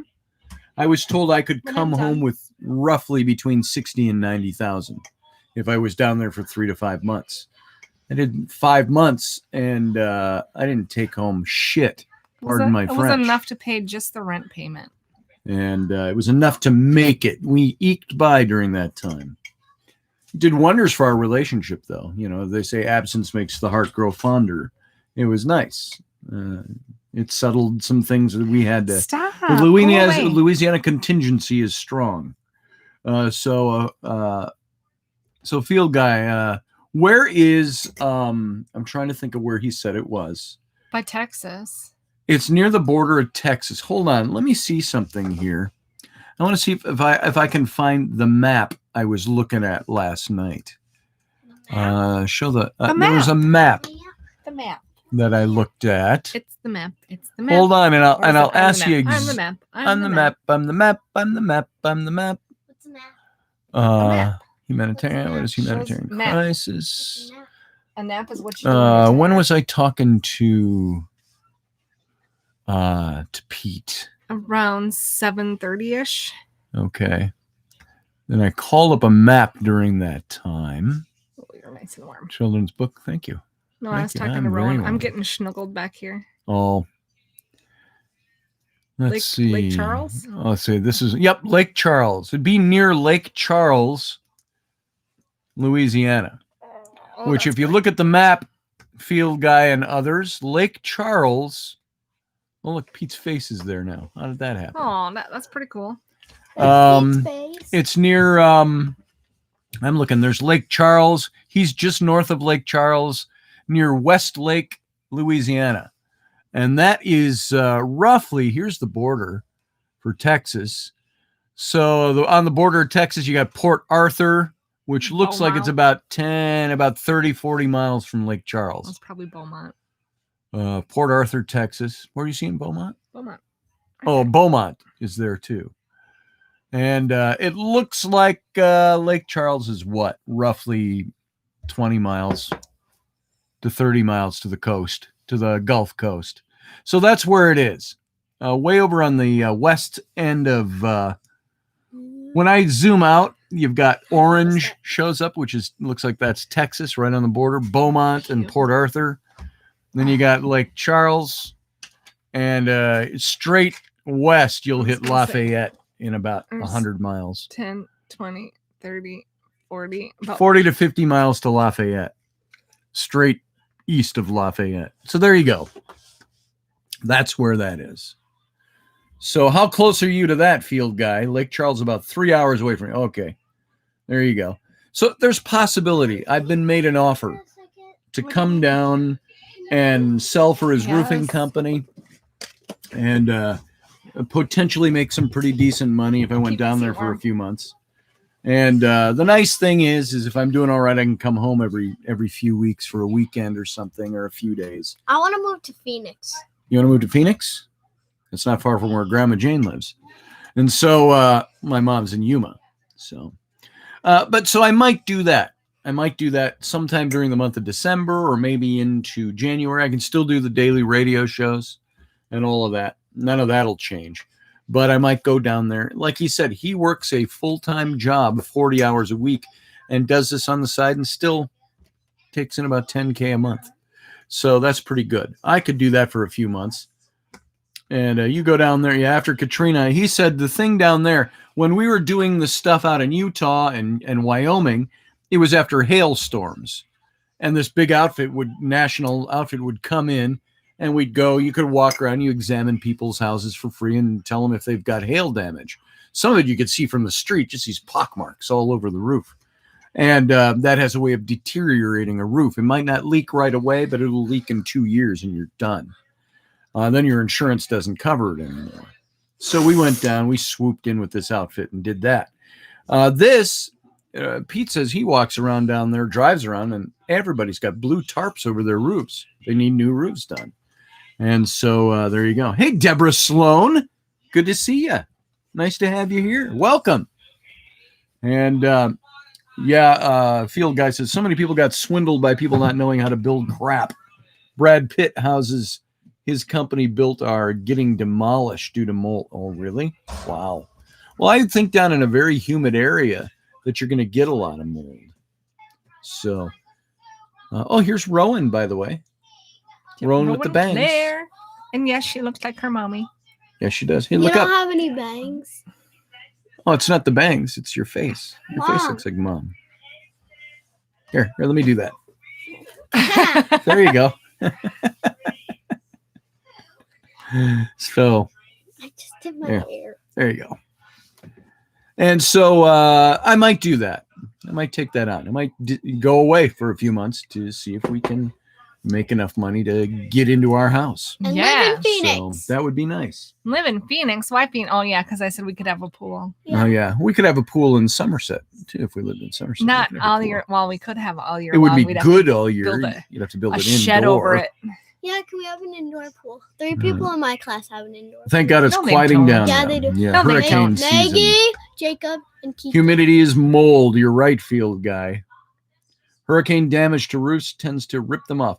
You know, there are things that you can do with roofing, which we did out in, it's drier in Utah and Wyoming, but there's things that you can do. There's materials they make that help prevent that mold from ever starting.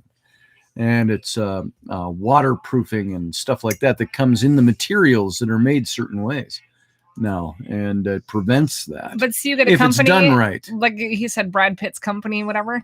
Brad Pitt has no idea how to do houses. He probably just hired people who thought they knew what they were doing, and they didn't order the right products. They went with what was cheaper versus not cheap, and Yep. got a bunch of crap that molded. That's right.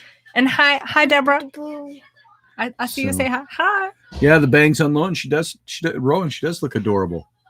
She's They so look cute. very good. We still have to call the hair. Do you know how place. beautiful you are? I Sure. You know? I bought Yeah. blue hair dye so we can do that today. Yeah, I do. But I still want to get my hair permanently dyed. I was talking to the lady at the store that sold me the stuff. Said we shouldn't bleach your hair yet. That it's too young and it'll It's too young. damage it. It'll hurt your No. hair. I don't want to bleach my hair. There's She a wants to darker bleach her hair color. so they can color it that deep ultramarine bluish purple. And it's like, I don't know that a 9-year-old in 3rd grade needs purple hair yet. Well, I there's a do. lot of kids that have colored hair. If you actually pay attention to kids as they walk out. Yeah, the I got hair kids dye. from the other bought- side of the track. I still Yeah. want to get my hair dyed permanently. I You got can get that hair dye. spray stuff. I got hair dye out there to and it dye it. washes out. That I got makes hair your stuff out there. No crusty. one's listening to mom. God damn it. Oh, sorry. What, Mom? I bought hair dye at Sally's Beauty Supply. There you So go. they can get their hair dyed today. Hey, guys, I got a secret for you. Just You know how to get sexy time with your wife? ew. Listen to what she says. Yeah, Scotty doesn't ever listen. We have a very yelly family because nobody listens here. Your hands kind of stink like cheese and hair stuff. Ew. Somebody fart? No. Oh, I didn't. Okay, guys, it's 11:08. We've been going for 2 hours. 2 hours. Let's finish Now- this up. I swear to you, and I promise that this week, between Monday and Wednesday, we're going to be launching the new memberships over here at YouTube. I think I've got it all squared away. I've got it saying every time I make a change to what I'm offering, Boo, it's got to go brother. through 24-hour waiting period with YouTube, and they approve it. So now I got to make a video for it that announces everything we're doing with the memberships, and we're good to go. So, Doug, I know you wanted to know. This week it's going to happen. And by Wednesday, if all goes well, we'll have that up and running, and the new membership, the new look, and all of that stuff going on for the YouTube channel. Hey, guys, look at those. No. Look at those girls up there. They're beautiful. No. Look at this. Blue, This blah, one's blah. 6 and this one's 9.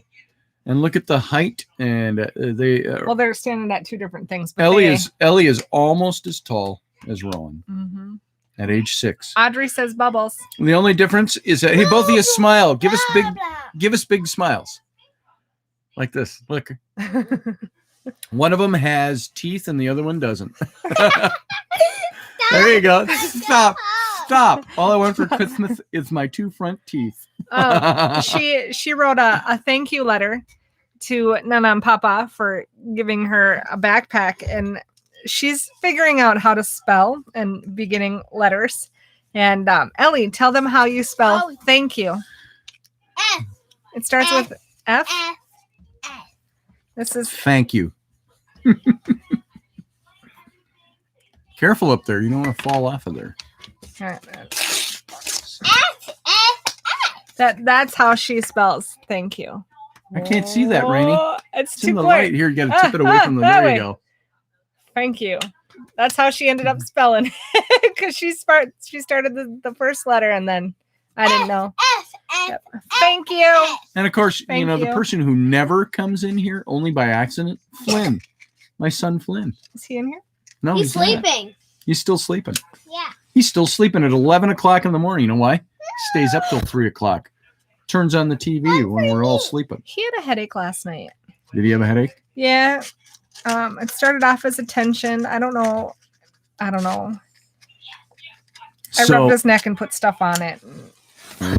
What? Why are we doing matches? Because it's fun. Oh, okay. Who said I could do it? This one's Ellie's. Don't burn through my cords down there. You got all those. Oh, that's not a cord. It's not. Okay. Stop. Oh, I got it. Hey, no hitting. If you're going to fight, you go out of here. So there you go, folks. It's 110 degrees in Bolivia. More. Well, you have fun with that, Matthew. I think it's like 35 degrees here. It's 35 degrees here, Fahrenheit. So, but it's nice. It's going to be in the 40s again today. We're in this nice little, watch your hair there with the matches. I was watching my hair. Barbados. Sorry, Barbados. Why did I say Bolivia? Because they both start with a B. I thought you said Bohemia. No, Bohemia. It's 11:11, says Barry Chad. Yes, it is. Still by my clock, too. My system clock. So, all right, guys. This is it. We're going to go now. We'll see you Monday through Friday. Yeah, we're going to leave. 10 p.m. Eastern, 9 p.m. Central, 7 p.m. Western or Pacific. And 10 past 1 in the afternoon. Oh, it's after 1 o'clock in Barbados. Why don't you go take it to the kitchen table? That would make sense. So, I can't light matches. Yeah, you can. All right. You didn't figure out how to light matches yet? Rowan, go show her how to light Flynn, I was saying, never gets in here. But every night this week, Monday through Friday, at 10 p.m. Eastern, 9 p.m. Central, 8 p.m. Mountain Time, 7 p.m. Pacific Time. And, of course, something like 3 in the morning in England and something like noon over in Sydney, Australia. Something like that for all of you out of the country that listen. And I want to thank you for being here. Yeah, thanks, guys. Thanks for listening to our shenanigans. Yeah, and we're gonna leave. Yay. We're not leaving. Yeah, she thinks she's going to Chinese food. No, we might go to Goodwill, Dad said. I took the little girl. I had to bribe her yesterday. My phone was missing. Remember when I said my phone is missing the other night in a chat? We couldn't find it anywhere. And I knew that a little Hans got on it. This little Hans, not Ellery. You took my phone without asking. Ellery then took it up to her bedroom and left it wrapped up in the blankets up in her bed. And she was gone at an overnight. Hey. I couldn't find my phone anywhere. Excuse me. Excuse me. What? I didn't take your phone. Ellery took it, and then she went up to my bed. So Ellery had my phone up in your bed. Okay. Well, I knew somebody had it. And so, you know what I said to the little girl? And this, there is some veracity to your story. You know why?